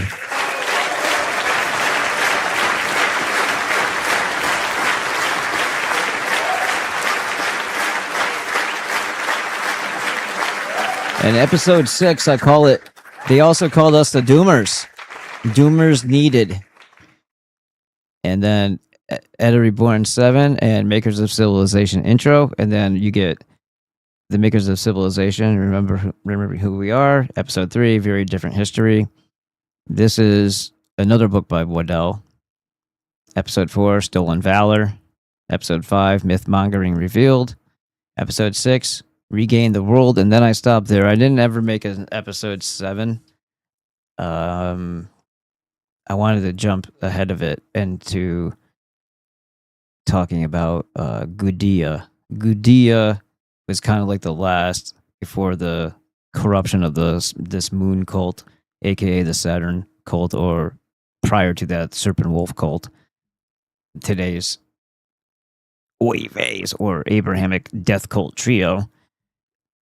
I wanted to get into that and then what happened after and see how they, just by keeping them around, they would slowly erode the morality of people, and they would reintroduce, because of their influence, animal sacrifice into the culture, and then it would become human sacrifice, and then it would be child sacrifice, and then so on and so forth until they were corrupting the minds all over again.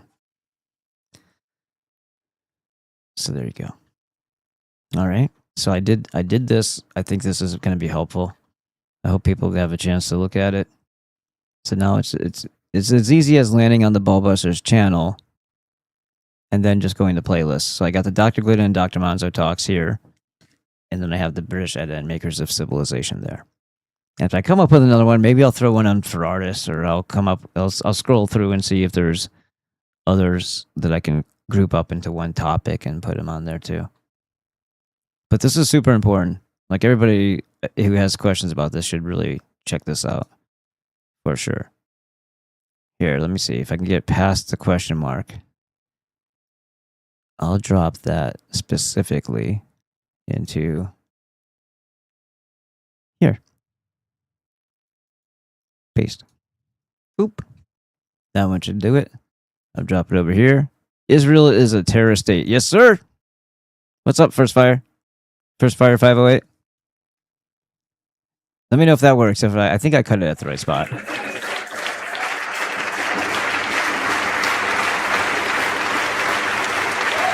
And not that one. That one. So Makoma, what's up, buddy? All right, so there it is. It's on the spots now. It's in all of the places and the things. Hopefully that'll help clear up some things. I know it's a... Yeah, you could read the book, or you could have me read it to you. It's up to you which way you do it. But oh my god, some days I look older than others. That's not a good still shot of me at all. I don't want to see it 3 times. I feel amazing. I feel amazing thanks to doing cardio consistently and also taking the 90 essential nutrients. Well, I hope you are well too, Somokama. We were here. You are here. All right, so there's been a lot of talk over the past 24. Oh shit! Hold on. Hold on.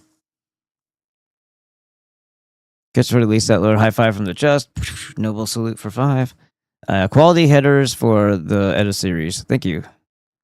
And then Edward Snowman said, something just occurred to me about Yahweh. I am. This sounds like it could be the god of narcissistic personality disorder. No, but I mean, I am means that is, you are it. Right? Another thing that's overlooked by people is that they think that he who is called I am. Well, that means that you are it. Should you choose to accept your mission. And that is, God can't work at all unless he works through you. So if you choose not to do what you're supposed to do, then God is of ill effect. And then that's why I find it hilarious when people say he's not here. What's God doing? It's like, well, what are you doing? Because he sent you, buddy. You know what I mean? Like, it's like that. It's like that. We weren't sent here without. There's no free lunch, right? So if people, oh yeah, no problem. Austrian Finn, awesome. I haven't seen you before. Thank you. If and okay, you guys talking to. Is this thing still doing the thing where it keeps on popping up? Nope, I guess it's not on. I see it that way. I see it, and I think it's not just the way I see it. I think that's how it's intended. If you are in connection with what your true purpose and place is, and if you are we truly in a place of the demiurge? Well, then we just have to remember who we are. And each one of us is a small portion of that monad or the God, right? The benevolent creator. And it's up to us to free ourselves, and by freeing ourselves, we free him as well.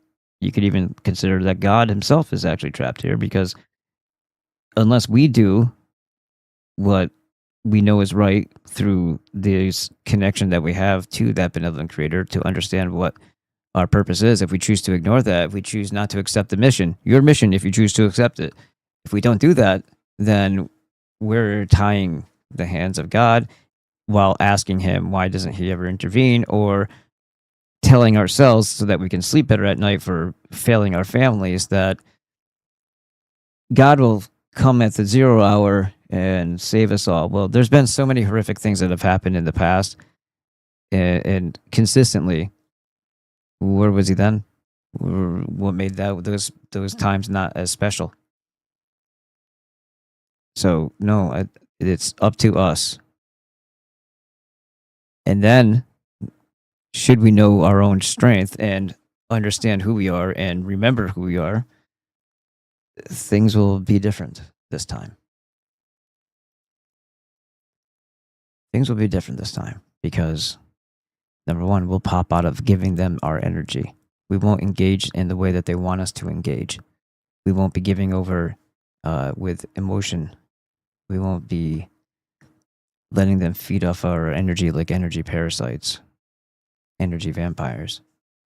We'll be able to pop out of the ether or the spell first and disable their, and the biggest part to do this is to walk away from the monetary spell that keeps us all trapped here. But in addition to that, you have to seriously like, boop, here's the ether, here's the cloud, the fog there is, and you gotta somehow boop, look around it and look down at it, and you see the dark mockery of all things, and it's like, wow. Because when it's not a very pleasant thing. I don't know how the hell it happened to me when it did.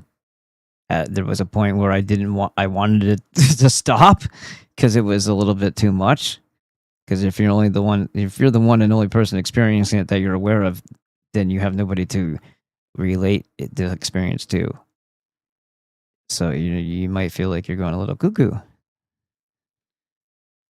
Especially when weird things start happening, like people who don't and shouldn't know you coming up to you wherever you are and talking to you like they're familiar with you because you're outside of that control thing. And it's curious. It doesn't understand. It doesn't recognize or doesn't understand why it's not, drawing from you. It's I don't know how to explain this without sounding like a fucking lunatic, but I know what I know what I experienced, and I know what happened, and it wasn't unreal. Let's just put it like that. The real victims, I am the creator of all things. I am the ultimate arbiter of truth. I am all the greatest things I find out about. I am. Yes. Yes. I mean, in that sense, yes. Yes. I mean, that's another way of applying it for sure. But also, when a being or a group of beings forget that they have been ordained or they've been gifted or they have been created by or they are the creation of or they have been manifest of this thing that is the very thing that they're searching for. It's a reminder that that's who you are. Where's the heroes? You're looking at them. You're in the mirror. Or you're not. And that's all up to you.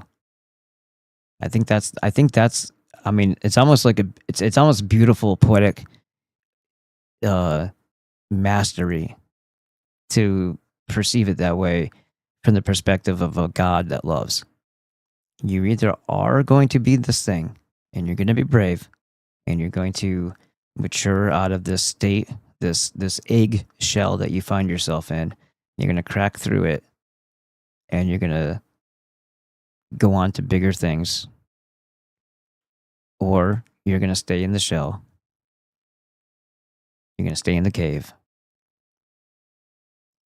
And that's that. But it's up to you, and you have the power to do either. And maybe even you could consider And God is rooting for you to do the one that makes you free. But he can't force you and he can't intervene. I think that's a beautiful way of looking at it, honestly. It puts a lot of pressure on us to just become what we're supposed to be or not. And each part of us is a part of him. Like each one of us is a part of that.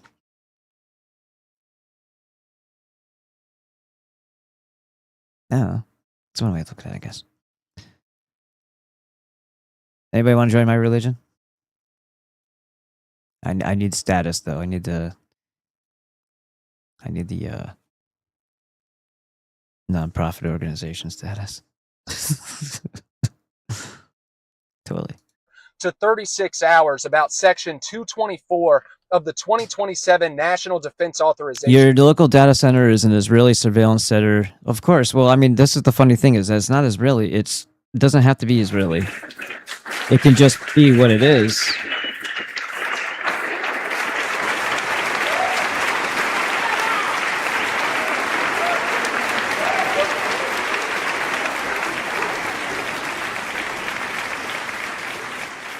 Yeah, that's funny because there's also a song lyric from that band that I introduced.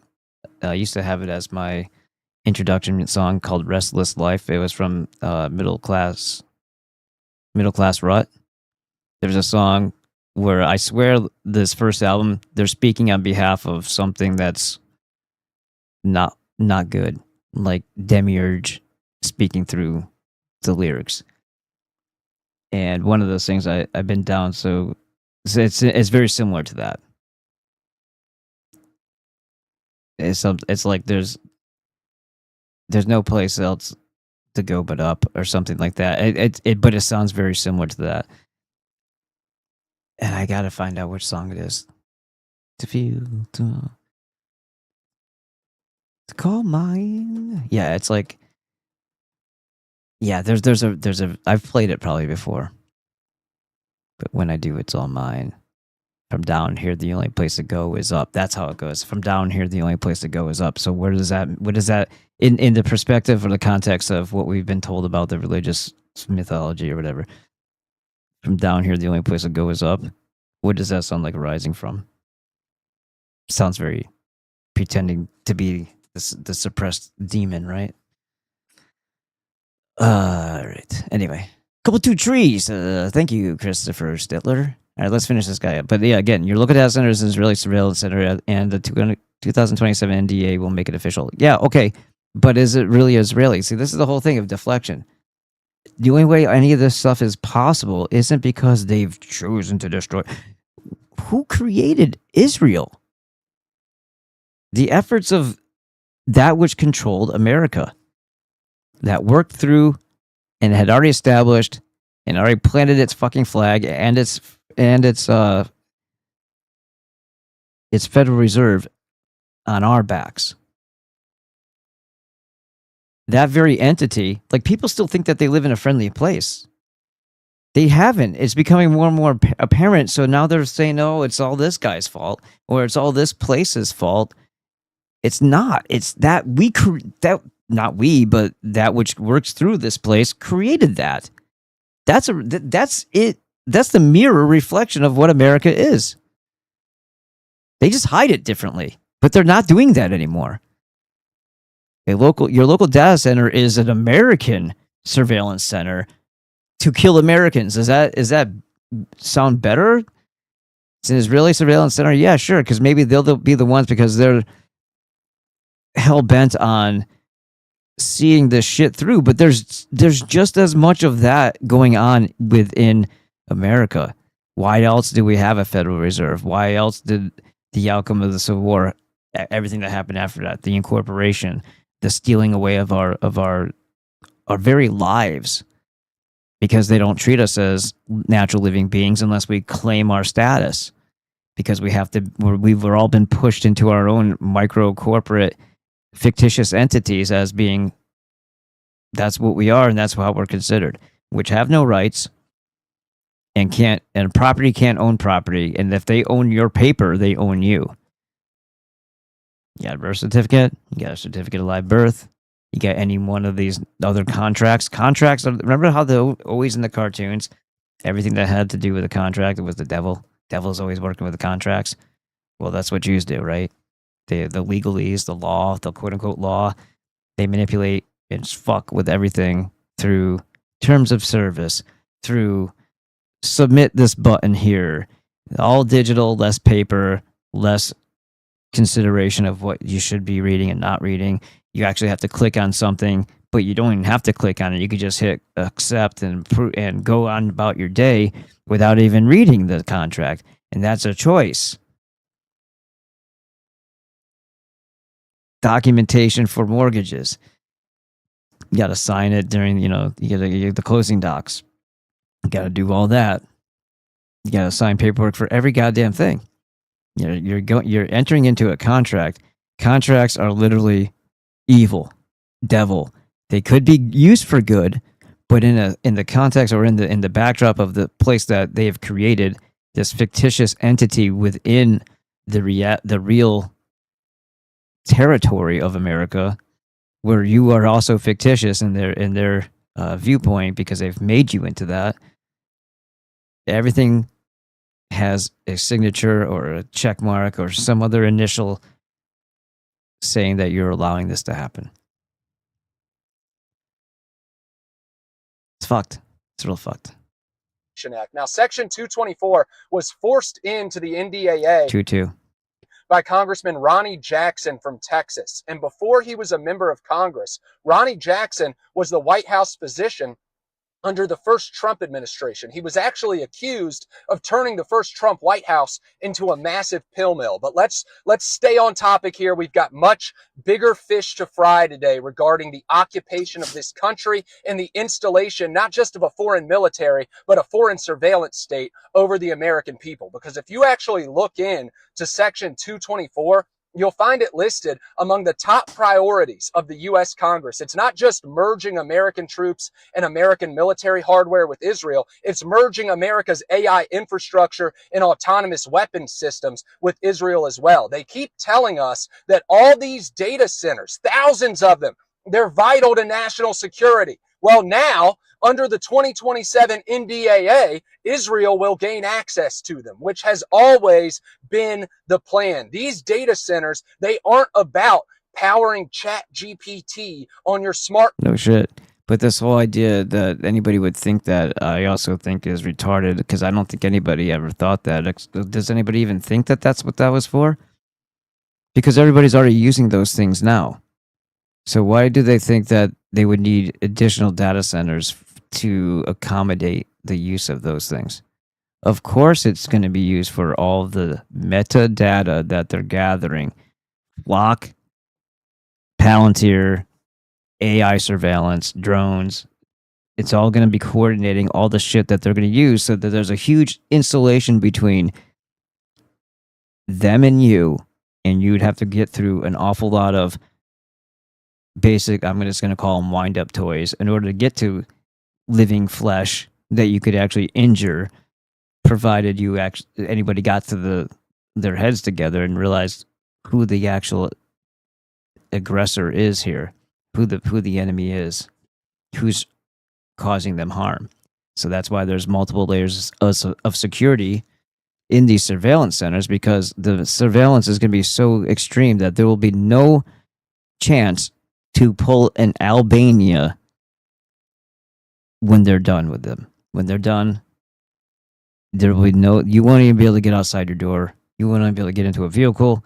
You won't be able to do anything. How effective do you think you'll be against massive amounts of technology within the weaponry, drones that can kill you, frequencies from emitting from towers that once they actually show you what they're actually made for, that are all over your neighborhood, can debilitate you, give you a heart attack, give you a seizure, make you throw up, make you shit your pants, make you delirious, maybe even make you do things that you normally wouldn't do to people that you care about. And this technology that we've been going over tonight points to that being a possibility. The W-band that, Sabrina Wallace brings up is also part of that. It's going to be working through you. You're a node, regardless if you want to be or not, because of the natural state of your being an energetic being something that has also a magnetic field, but also that's attached to your heart as well. So they can be causing you great bodily harm through manipulations of frequencies. They can really fuck you up. And it makes me think of the Mahabharata, which, by the way, our people wrote, when they were discussing how they used magic or whatever to kill all of the invading army's men with a heart attack. And I thought to myself, then that's interesting. That sounds like some sort of either, a very powerful Jedi or some sort of energy weapon that was able to upset someone's heartbeat and shut them down, like a pulse, like some sort of EMP, but affects your heart, right? That's actually written. Like there is the fact that people think that this was just written because of whimsy. Most people weren't literate. Who were they writing it for? They weren't selling novels. The things that they talk about with Vimana, nobody was just making this shit up. Nobody was making up flying machines, and that would also be associated in, we call it accredited to our ancestors. We probably most certainly did fight an air war back then. I mean, if you look at Mohenjo-Daro, which it means the city of the dead, I believe. I'm sure it was named after the fact. They probably don't know what the actual name of it was during the time of its use. That place was melted. The stone turned to glass.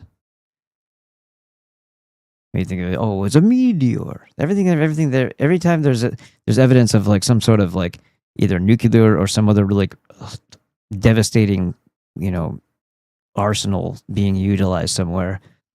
It's always, it's a meteor. And all these deserts. Deserts aren't natural. I'm sorry, but I don't think they were always deserts. That takes the destruction of all the trees and then the death of the thing that provides nutrients to all the forests, which would be the mycelium under the ground, which is like the brain network that provides the nutrients all across to all the vegetation in this forest. That would have to dry up and die. And then all of the microbes and all that stuff would also die and along with it. And then, because there's no trees and no root systems, the water doesn't remain in the soil, so the soil gets depleted of all its nutrients too. And then you have desert, and it's hard to go from desert to... once you go desert, you don't go back, basically. And then I don't know how I don't think there's a good way to make that come back. So, yeah. But anyhow, there's a lot of very interesting things. The Mahabharata, I can only... Look, the one I have is this big. It's this thick. It's like a Big Mac, right? And that's abridged, which pisses me off, because I'm like, what the hell's the unabridged? Right? Like, why? I don't want to read somebody's summaries of sections, because I don't trust anybody. I don't want to hear summaries of great... Like, I prefer to have... And I don't even know if it exists. Just tell me if it does. And then you have to also trust the translations. There's so much that can be manipulated. You're taken at face value and you're doing a trust game. Same thing if you're not reading the book, any of those books that you're reading in Greek, in ancient Greek, for your religions, then you're taking somebody else's translation at face value. You'd have to understand Greek, and then you'd have to be able to read it. That's not a very easy thing to do. They have concepts and words for expressions of self that we don't have anymore, which is kind of like that 1984 thing, or like the communist idea of stealing away words so you have no more words to express yourself. Well, it sounds like that's already been happening. Because why would there be... Oh, that doesn't even translate into our language. Like logos. Technically, you can write a paragraph like this that would explain it. Here, I'll tell you what I did. So, Logos, a mock epic, a book I wrote. It was actually like a novel play hybrid. It's not really a novel so much, but it's like written with longer descriptions than normal stage direction, because I was going to direct it. But if anybody else had done it, I wanted to be the one I wanted to make sure that certain things were followed to my liking.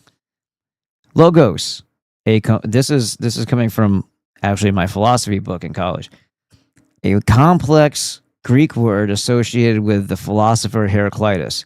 Heraclitean logos is both an account of reality and that which is revealed by the account.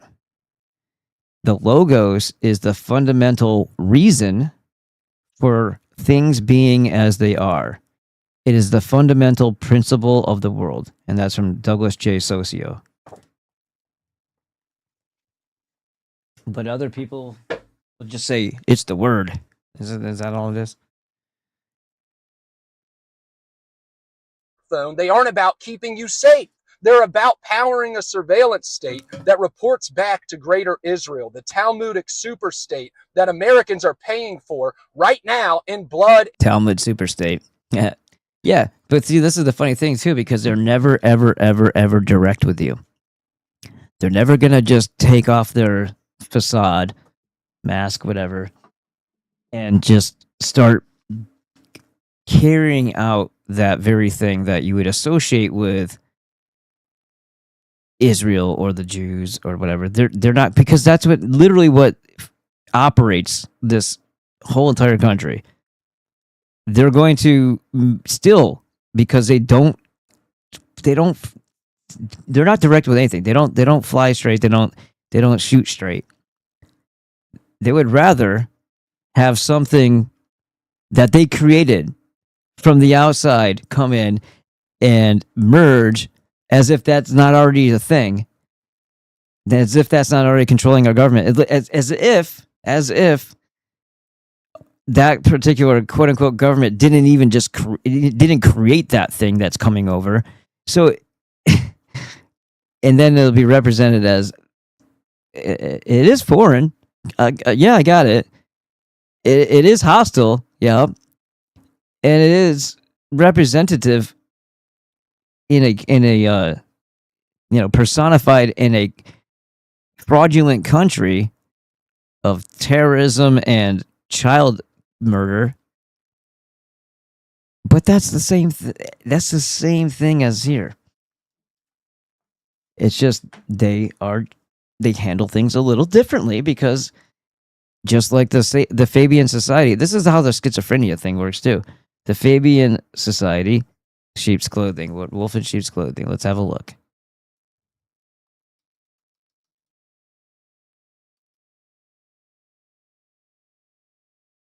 Let's have a look at the images. Blink. So let's have a look here. When I strike hard. What are you, Cobra Kai? We'll use this one maybe. This one looks good.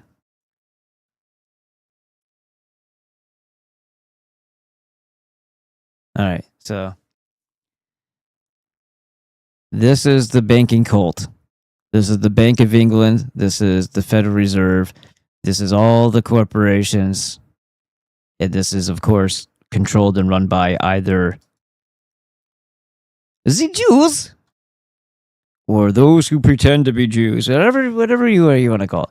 All right, it's the Saturn cult. Doesn't mean that they believe in anything. Doesn't mean they can be atheists. That's fine. But they are definitely in touch with or conjuring or messing around with black magic, and they are into ritual and ritual sacrifice. That is not something that you can contest. It is 100% accurate. That's what they do. So whatever other things that you think have to apply because of your religious background, Christianity or whatever, where you think there's this thing called Satan and then there's this thing called God, and that there's, those are only two things, and they might have a different view on that, because they might completely 100% reject the concept of a creation ever happening, which they do, and they might be atheists in the sense that they don't believe in God, But they might very well be demonologists in the sense that they conjure Dybbuk, which they do, or Jinn, Djinn, or a demonic presence, and they may very well be sourced from or created by a literal demiurge or something that you would associate, if you're going to try to put it in the context of Christianity, as the devil, as Satan, or even Kronos or Saturn, or Saklos, or Yao Sabaoth. All those things, right? That's what the wolf is. The wolf came here, and then in the Civil War, that was their doing. That was their provocation. They were sick and tired of. They didn't want another Andrew Jackson, and they had already tried to overcome us and punish us with the War of 1812 for not accepting the next 20-year charter.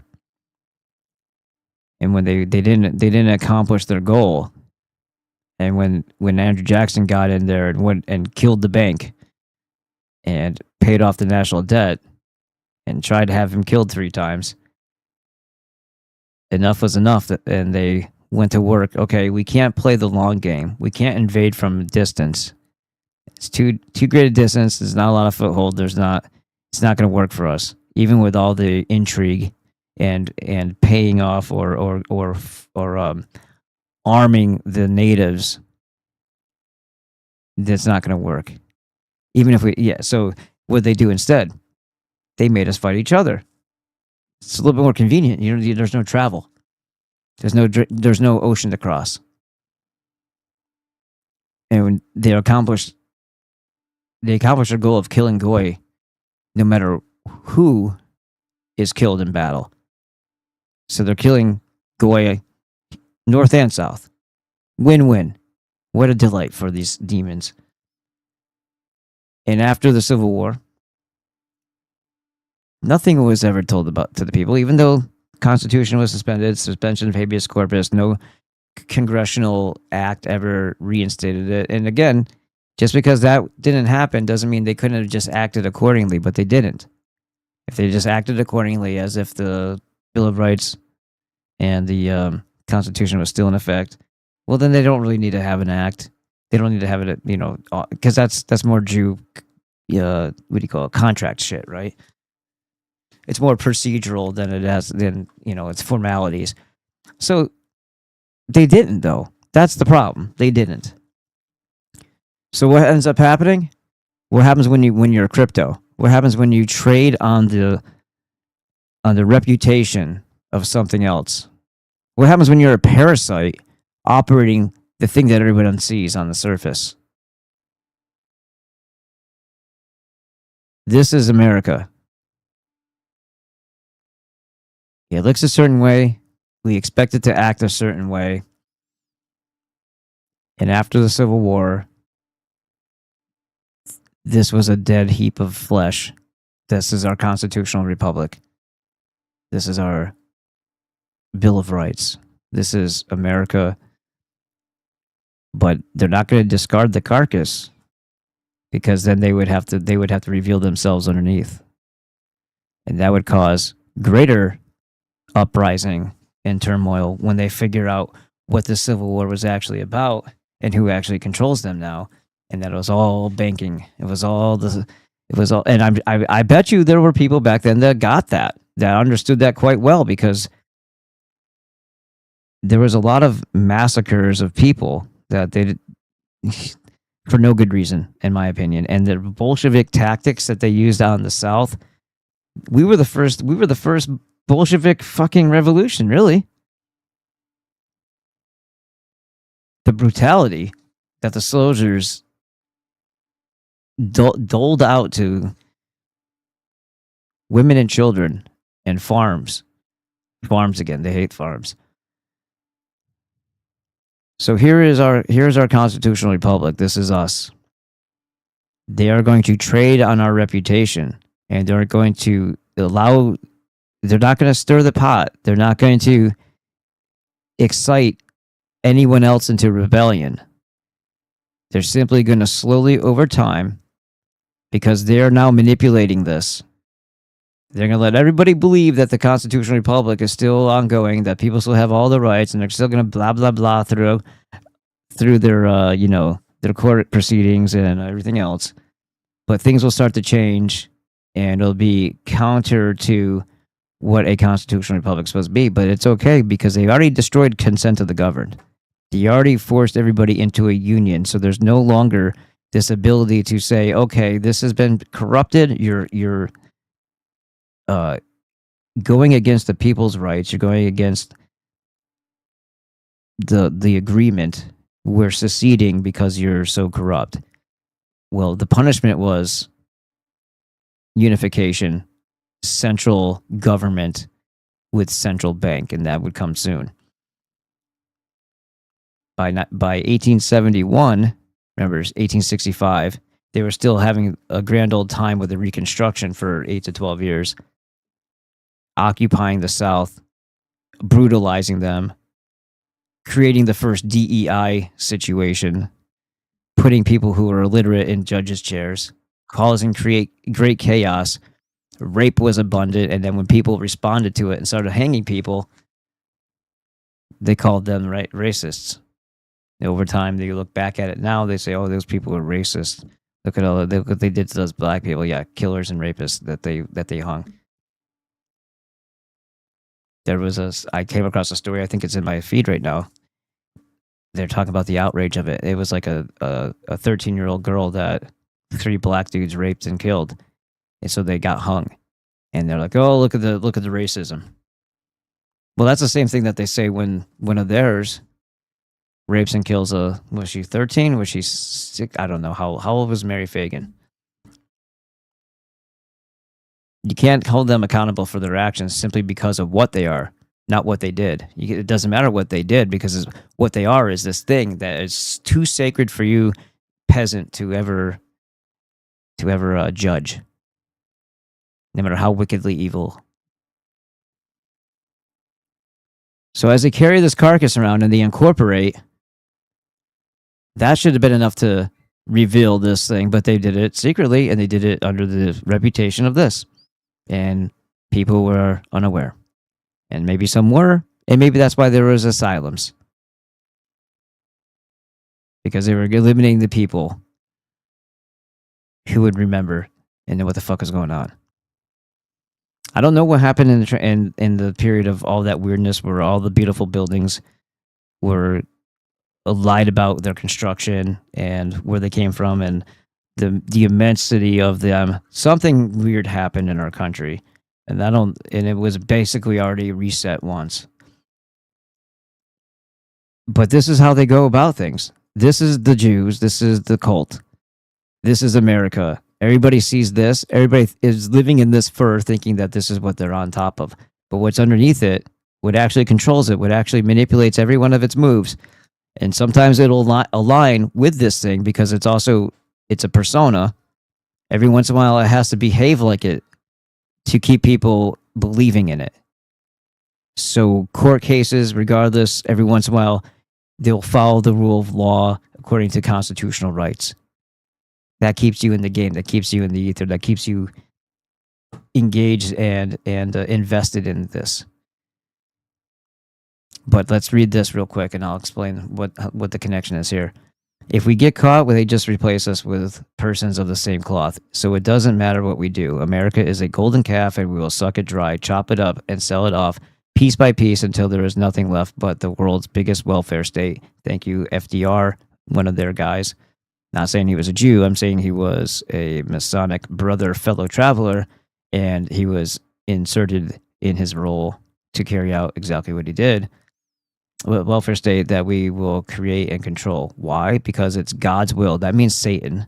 That means whatever you consider the evil. It's not your God. And it's funny that this would be a lowercase. It's God's will, and America is big enough to take the hit so we can do it again and again and again. That's the same as being, now listen to this. This is what we do to countries that we hate. We destroy them very slowly and make them suffer for refusing to be our slaves. Any pushback against government tyranny and overreach, and over time, they change the rules, they change the laws, they start to surveil you deeper and deeper and more. If your country was what they claim it is, They wouldn't be so concerned about what you're doing on a daily basis. They wouldn't, first of all, let invaders invade and give them money to do so, and change the demographic and the safety,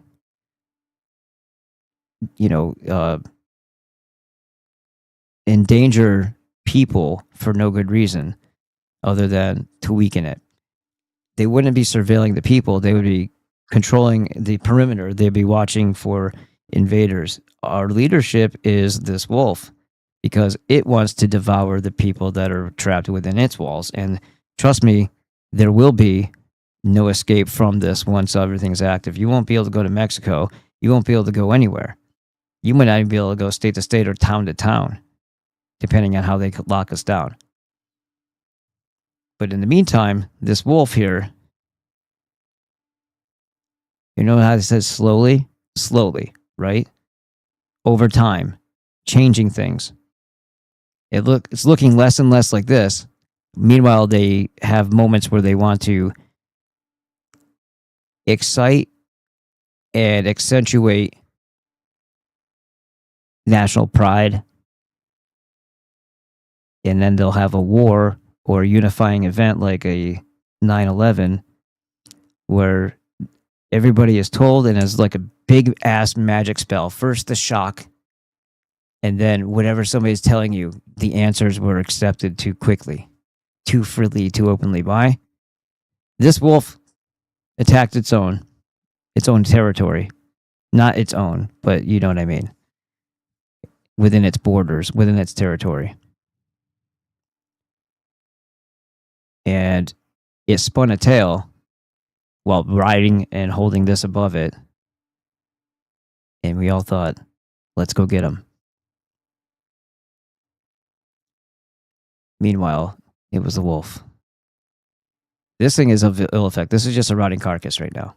But everybody believes that this rotting carcass is what they have as a country. And every once in a while, they let you believe it long enough to continue the spell, to strengthen the spell. There is no real rule of law. It works for them to their favor, in their favor. If you're not one of them, you're not going to experience any type of true justice. If it's not convenient, if they want something from you. If they want something, they'll get it. None of the things that they've passed for this war on the farmer for the last 100 or so years, ever since the pivotal point was the Civil War, but a major pivotal point was the Federal Reserve, because not long after that, 4 years, we were funding a Bolshevik revolution. Because this thing was sending all of our gold, not all of it, but $20 million at that time. So something like 4 billion. I can't remember what it was. Equivalent to the Bolsheviks, whom they trained here, who were allowed to take asylum or a refuge here, Trotsky, and then they send Bronstein/Trotsky right back out there to become a kill crazy maniac, and 100% fully supported, because this is what really controlled our country. And they're really good at lying, because people want to believe that they live here, but they should look back at all of the times in history where it should have been really, really apparent that that is not where we live anymore. This little guy right here should have a star right on his head. Let me move myself over. Didn't realize I was right on top of his head like that. He should have a big rim fan star right on his snout. Because he's been here for a long time. Long enough to, with the help of mafia, which is just another name for a corporation, fund, and because the funding can't look like it's coming directly from us, right? And manipulate in different ways the forming of that bastard state of Israel.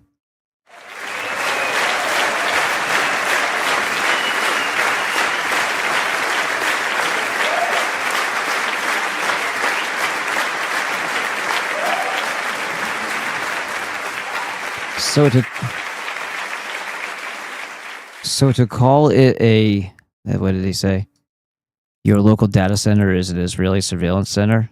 Well, doesn't that sound a little silly when you know that this is what created Israel, and it's been masquerading. It's been carrying the carcass of a dead republic on its back for the last 160 years. That has been here the whole time, that whole time, in power that whole time, terraforming and manipulating and changing things little by little, and then all at once. And then they say they're merging. Yeah, they're only, all they did is build an army, and they had not the same rules as us here because they didn't want to give away. They didn't want to give away what they truly were here, because that might make the people stand up. And those people had firearms, and they had less technology 100 years ago. They had less technology 50 years ago. But now they've got a lot of technology, and they got a lot of things already installed. And they're already giving you out tickets through flock cameras. They already know everything you're fucking doing. They even know where you go. Even if you're not... Richie doesn't even live at that house, and they sent the freaking ticket to him.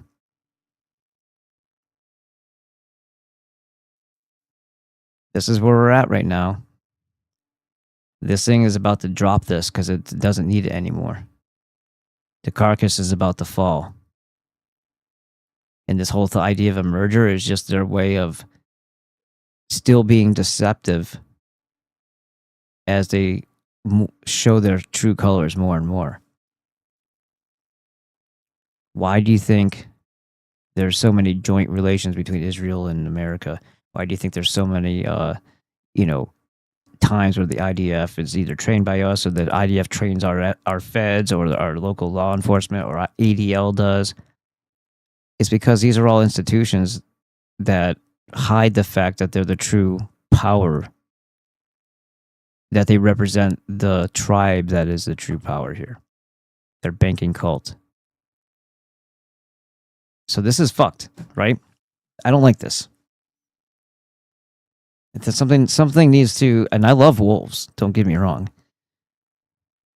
I love animals. But something needs to put a fucking hole between their eyes, in Minecraft, of course. We need to remove the tick. We need to get rid of the fucking parasite. Already there, House Automation, Jean Grey versus Wolverine. That special level above the more intense, that mere magnetism. You will do things you never thought you would, as if watching yourself. That was years ago when I had the first episode of what I call Yarmulke Head. Now, I were right next to the freshly built Catholic church. Another time when I were lit up, the Subaru radio changed channels quickly, crystal clear, and ended on a channel from Arizona. One thing though, I were in Central Tennessee. Hey, leave the wolves out of this. The wolf is what they're talking about in the Fabian Society. I've been mostly in a walking nightmare since finding out. This is Enrich Snowman. I've been mostly in a waking nightmare. Sorry, I've been mostly in a waking nightmare since finding out about ball and pizza a year ago. Are such things done on Albion's shore? Yes, they are. Is our world run by Satan? Absolutely. Was 13. That's what I thought. Very significant. She said, Mafia to me. Mafia is merely a brood. It's brood. The Melvins, a history of bad men. Artistically laying over pre-World War II film. Well, you know what's funny is Mafia is a acronym. And the fucking AI and the Google will lie to you about this, but if you read my book, you'll see the exact place where it was. French, I believe it was, tried to invade Sicily at one point, and the Sicilians drove them out. And their battle cry was the acronym of what Mafia turns out to be. And they drove them out, and they slaughtered anybody who didn't get the fuck off their shore. And the other time was Mazzini authorizes something like rape, pillage, death, or whatever. And that was how it turned out in Italian to mafia. Giuseppe Mazzini. It's like when you see a grasshopper on the ground. This is Edward Snowman. It's like when you see a grasshopper on the ground, and if you watch it, you'll at least see a bit of twitching and hear some crackling. Clearly, there are signs of life, but if you look even closer, you see lines of black ants marching in and out, right, making it move like that, excavating the grasshopper, hollowing it out from the inside. Each civilization built by northerners is like the shell of a grasshopper, still showing signs of life, but there are actually lines of black ants from the Horn of Africa marching in and out and hollowing it out. Yeah, no, that's, I know you put a clown face there, but that's a really good point. Like, yeah, is that movement from it, or is that movement from the parasite crawling from underneath it? In this case, you're saying the ants, but yeah. And it's funny that you put in the black African ants. But yeah, I wish that was our problem, because that would be easy enough to put down. But just like in, and I know I'm just jumping back to this because I just learned about it, some details about it, but going back to the whole Rhodesia and that area and all the shit that was happening in South Africa, it's because they gave those assholes a bunch of firepower, a bunch of guns, and a bunch of that they made that difficult, right? As they would any other time that they're like, this is how they operate. When the quote unquote British, which were really the Bank of England, wanted to fuck with the pioneers and the settlers, they would give the natives weapons and have them kill them, right? They would arm them and incentivize them. They always use a disposable army. They never go full force themselves. It's just interesting how it just constantly repeats itself. The Soviet fucking scumbag communist Jews were the heads of all the shit that happened there too, and they were inciting violence and encouraging the murder of white people. They just can't stop themselves. Everywhere we go, it doesn't matter where we go, they'll follow you. Ever since 5,000 years ago, when we stumbled upon them, and that's what the British Ed is all about, we put them down because of how they treated all of life, and how they kept on trying to invade and fuck with us and destroyed our spinster mills in Troy and all that stuff. And enough was enough is enough. Tried to kill Thor twice, injured him once, tried to drown him a second time, injured Cain, and then finally enough was enough. They got him. That was after they, Balder / Loki / Abel stole Eve.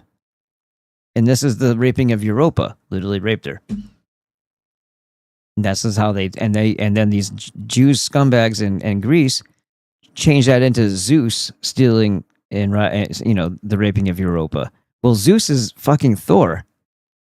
That's where that comes from. The Zeus's Zach is Thor. So that he stole his own wife and raped her? No. But they wanted to demonize. They hated our ancestors so much. They hated Thor so much that they retell it in the inversion, leaving out the greatest detail is that it was a bull that stole her away into the ocean or whatever. The bull was a representation. The wild bull or the raging bull was what they called Balder, aka Baal. So they gave but they called it Zeus. Oh, it was Zeus that did that. He changed himself into a bull. No, he didn't. This is all the Jew nonsense.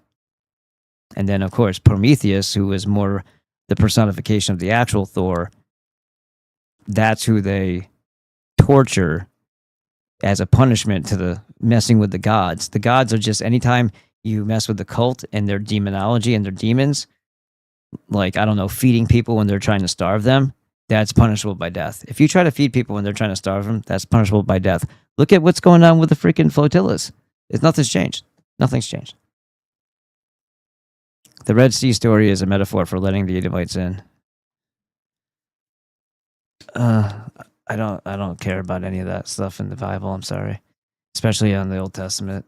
It's bullshit upon bullshit, rehashed, stolen by them from the libraries, Alexandria, of real stories of heroes that were actual histories that they turned inverted upside down, and also their Babylonian histories, where Moses was also depicted long before their Moses, and they just rehashed the story there.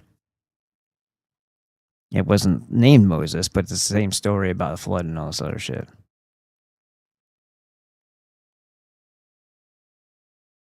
Oh, you got an Odyssey link for me? What you got?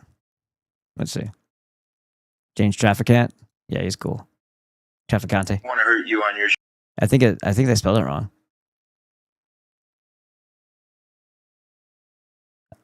Oh, it says. show. You have one of the best. You're fair. Oh, I've But I heard this believe before. that Israel has a powerful stranglehold on the American government. They control both members of the House and the Senate. They have us involved in wars of which we have little or no interest. Our children are coming back in body bags. Right, but it's the Israel thing instead of saying that's what controls our country. But it's not. Without Israel, the Jews would still be controlling our country because of the aftermath of civil war, and we never fixed that because of the incorporation, because of the Bank of England, the City of London, and our Federal Reserve, which has put us in this debt servitude, are still run by the same things that wanted. They demanded, they insisted on having that demonic state of Israel. That's the freaking red herring, to be quite honest. It's more like, well, how did that come to power? How did that come to be? Oh shit, right? Let's go back to this real quick. How much time have we been on? Jesus.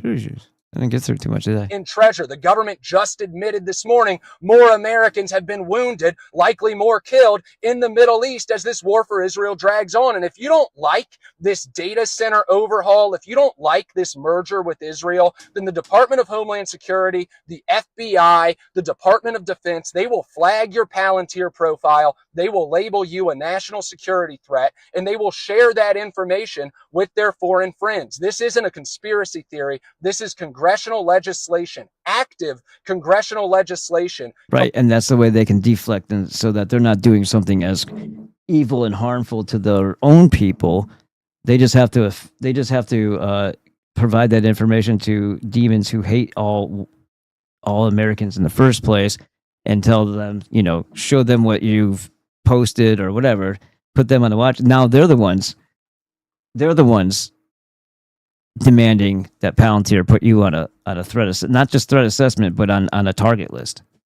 And then, it's them over there. They're not beholden to the same things that we are here, and as your government, who can't target and kill you, but they can.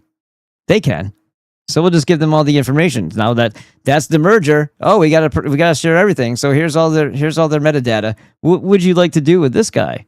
Completely surrendering American sovereignty and American humanity to a foreign country.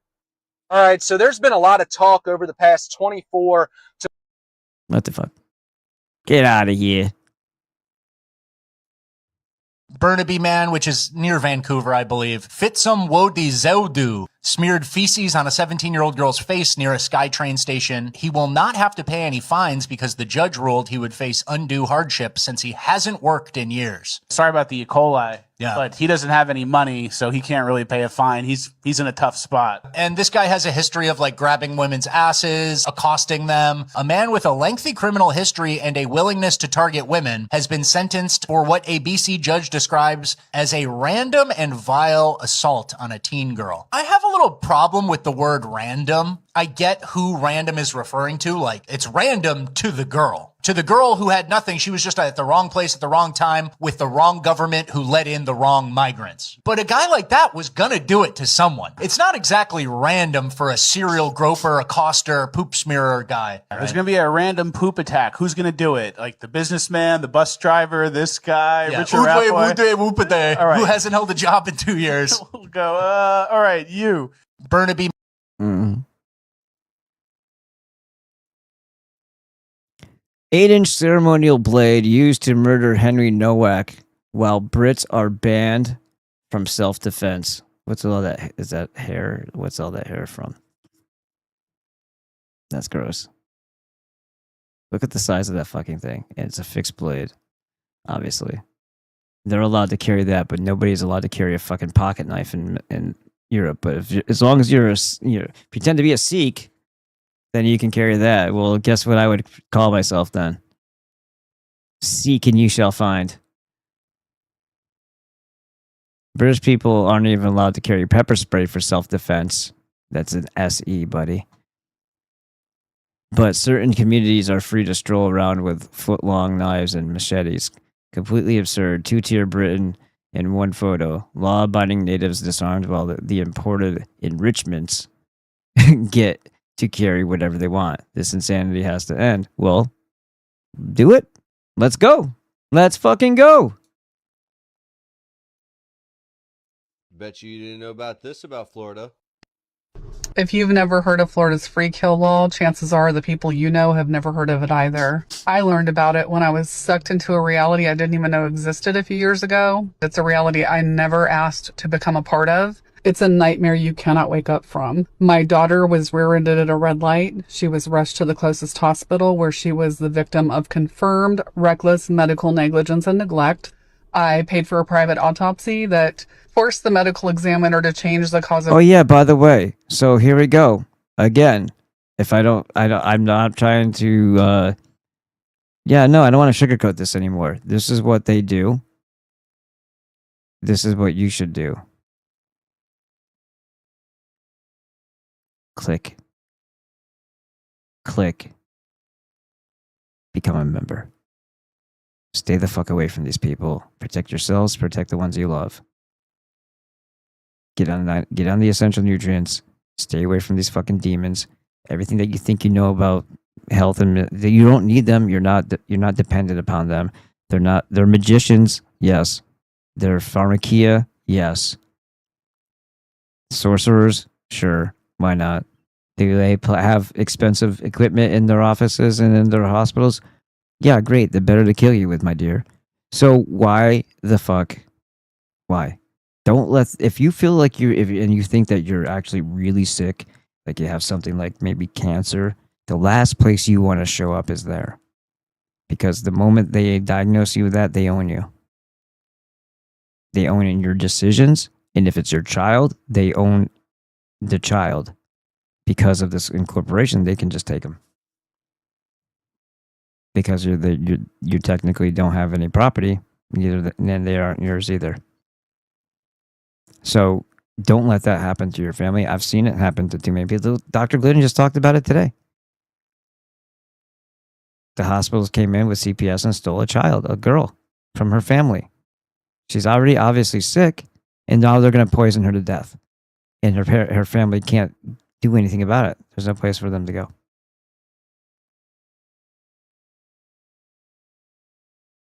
And he was trying his best to try to help them. You know how you stop that from happening in the first place? You don't go to them in the first place. You just don't go to them in the first place. If you think that there's an issue, you give the symptoms to this man.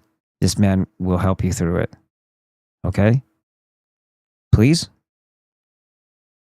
I know it's different when there's an accident and then there's a hospital and they do something stupid and someone dies. That's different because you can't really... You're not going to be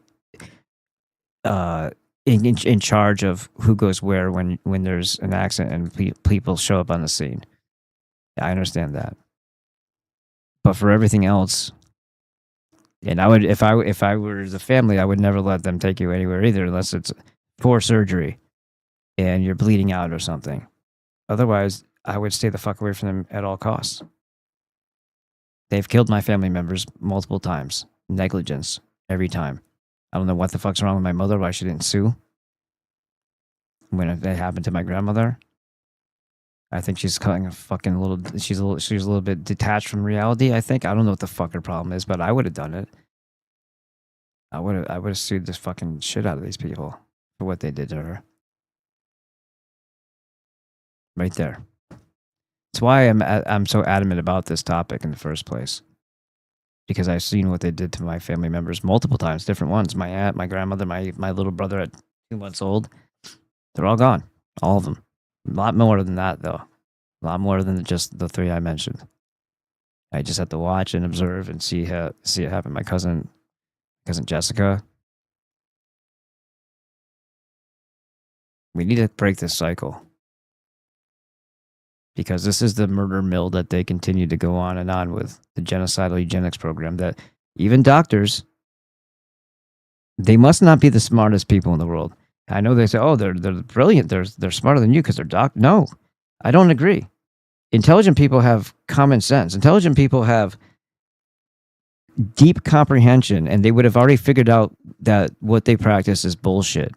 If they're that blind of something that they do every single day, and they have confirmation bias and all this other bullshit, and they have no clue as to what they're actually doing to people, they don't witness what they're doing and stop doing it, they're the dumbest fucking people on the planet, or they're evil.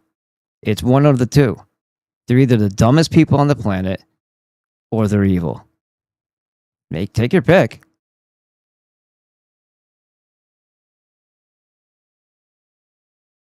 Death on her death certificate because the cause the hospital sent did not exist. And I also have a sworn affidavit from a well-credentialed physician that outlines the reckless negligence and neglect that cost her life. When I set out on a mission to hold the hospital and doctors accountable to make sure that they could never rip another family apart through such reckless negligence ever again, and also because I wanted to hear them answer for how it could have even happened, I was asked the same 3 questions by attorneys. How old was Taylor? And I would say she'd just turned 25 years old. Was Taylor married? No, she has a boyfriend and they're going to get engaged, but she's not married yet. Did Taylor have children? No, Taylor did not have children. And that's when I learned that in the state of Florida, if you are 25 or older, you're not married, and you don't have children under 25, you are what's considered a Florida free kill. It's real. A free kill. Wow. If an adult over 25 with no spouse or dependents dies due to medical negligence, certain families cannot sue for emotional damages. Consequently, it is often not financially viable for attorneys to take these cases, essentially blocking legal recourse because of the fucking Jews. That's all I'm saying. This would not be cause no harm, right? What would that mean? They caused harm. They were negligent. They contributed to the death of a person, the loss. You would have to make the mother whole again, and money doesn't fill that hole, but somebody would have to be held accountable, and on the individual basis, on the individual level, whoever made the decisions and judgments and whoever carried it out in a real society, those people would be pilloried or something for a while, and that is not what happens. So what are we still a constitutional republic, everybody? Are we still following common law, or are we someplace else? Florida is the only state in the U.S. with a specific legal restriction. Florida is the only state in the U.S. You know what else is in the state of Florida? A shit ton of ultra Zio Jews all over Miami, Hollywood, Florida, up and down the fucking place, but mostly in that area between Fort Lauderdale, Hollywood, and Miami. Miami's a little bit further south, obviously, but they are fucking riddled and packed to the gills in Miami. It might as well be Tel Aviv. Ron DeSantis, just saying his name, should spark visions of him going to Israel to sign away the First Amendment after Handsome Truth gave him a problem to react to so they could solve it in Israel with his pamphleting and harassment. I don't care about him harassing the Jews, but you understand that he was helping the situation get worse for Floridians. Even though Florida legislature overwhelmingly voted to repeal it, Governor Ron DeSantis vetoed the bill. Therefore, the bill remains in effect. So we now know Ron DeSantis is a corrupt piece of shit. No, and we knew that ahead of time. Well, most of us. Are they all corrupt? Yes. The answer is yes. There's like 20 good ones, and Thomas Madden 20? 20? You sure about that, bro? is one of them. And Israel just literally spent $15.5 million benefiting his opponent because Thomas Massey All wants right, blah blah blah. You know, we're talking about how Jacob Rothschild only appeared in It's not government Jacob, it was Victor. twice. One was for Israel and the other was for boiling milk. Yeah. So heavy metal overload, the thing you've got to do is drink a lot of milk. This is protocol for like metal workers. I have metal worker buddies that if they get too much zinc or any kind of metal in them, it's like drink a gallon of milk because the milk flushes your body. The Rothschilds, these are like the richest people probably to ever live. They went to government to speak to get them. There you go. There's that demon. There's the reason why everybody believes in viruses and germs. Because the Rothschilds funded the fuck out of him and tucked away Béchamp, who had already proven that that's bullshit, and it should have been over before it started. And if anybody gave a shit about the truth or cared about human health ever, that was in control of any influential, mechanisms of society, then they would have, of course, done everything that they could to know for a fact exactly what the truth was. Is it virus? Have you isolated? Like all these. When was the first time you've proven that this theory of yours or this idea of yours is accurate? All of the science behind the shit that we believe sacred is total utter nonsense. When you see it up close and you realize how juvenile these things are and now how smug they are about it, they're literally fucking retarded children. Retarded children. And we need to stop paying attention to these idiots. Maybe I will read Béchamp or Pasteur. Maybe that'll be the next thing that I do. It should, I was just trying to get through some more of these things and then I was planning on doing it. And this guy says, raw milk all day. The National Health Institute used to rate Lucky Charms healthier than steak. He says they fucking hate us. Jew World Order. Yeah. To like ban this person is so stupid. The reason why he owned the equipment was because they wanted to destroy the milk, not because he wanted people to buy it from him. They're like, if people are so stupid, like, no, you don't understand that this was about human suffering and making them weaker and unhealthy because they hate us, not because he was gonna selling this shit is just another aspect of it.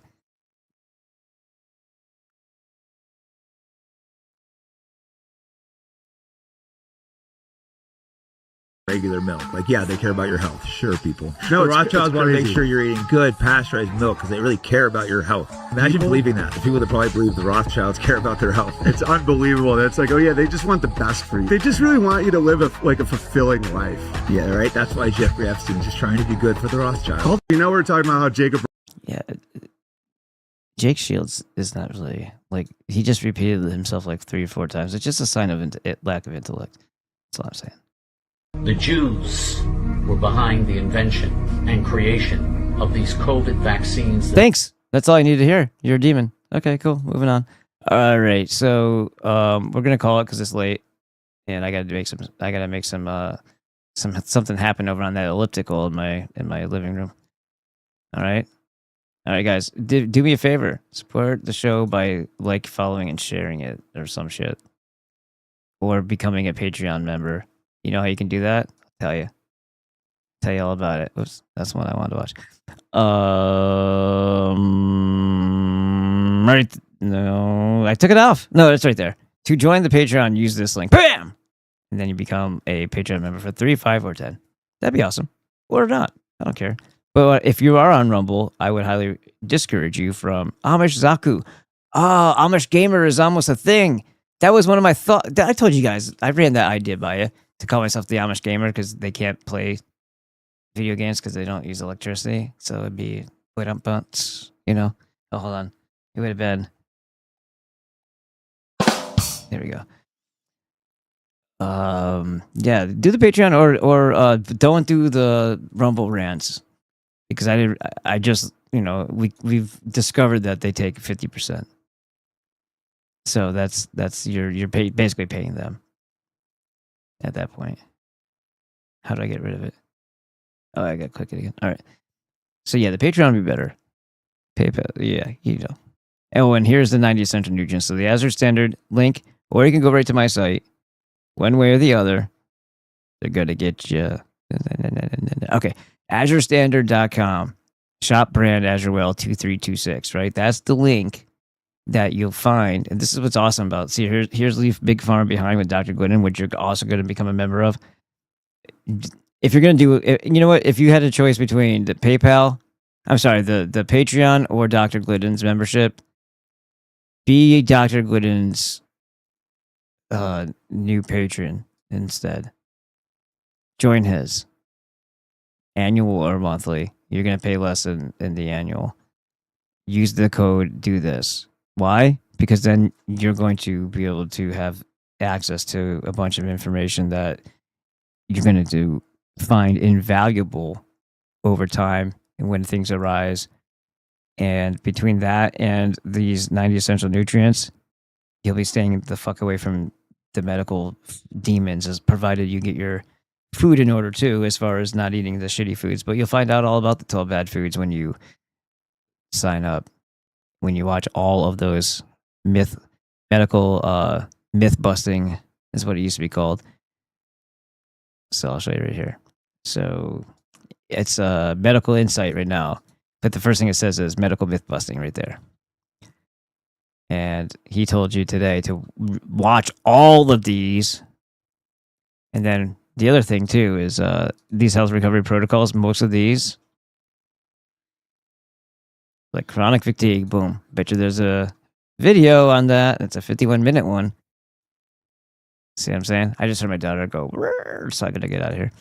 All right. And then the Azure Standard, the whole food multivitamin, the Alaskan cod liver oil. See my hands? Get the core copper anyway. The Fulvic-Humic blend, absolutely 100% yes, yes, yes, yes, yes. 3 month and 10-day supply. Get it, get it, get it, get it. This is your minerals. Okay, this is the major, super important part. You get some trace minerals from the whole food multivitamin. All right, but you're gonna get all of it from here. Get 1/8 of a teaspoon. If you do the full 1/8 of a teaspoon, remember, do it for 90 days. Do it for 3 months. Tell me what you think. And when you're taking all these other things too, which is only 4 things. The last one is the IP6 Supreme and the inositol. I told you to get the core copper because I do the core copper. And I want you to be like me. Just kidding. It's because it has a lot of good health benefits. Energy would be in one of them if you also were taking the IP6 along with it. All right. All right. Anyone else? Let's see. No Amish gainer would have been Archer. Damn you all to hell.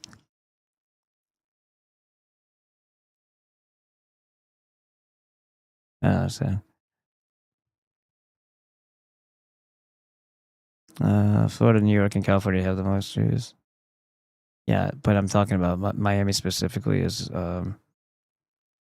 it's like a haven for like literal mafia / like ultra criminal people who are conspiring like deeply, that are like militant and might also be running guns and potential bombs to start a chaos campaign in major cities throughout America to blame on whomever they decide to have a crackdown and have more excuses and reasons for AI surveillance and flock this and flock that and flock everyone else, you know, that type of shit. We got to stop this shit. The surveillance alone means, of course, we are the prisoners. We are the prisoners, and I'm fucking tired of being treated like this.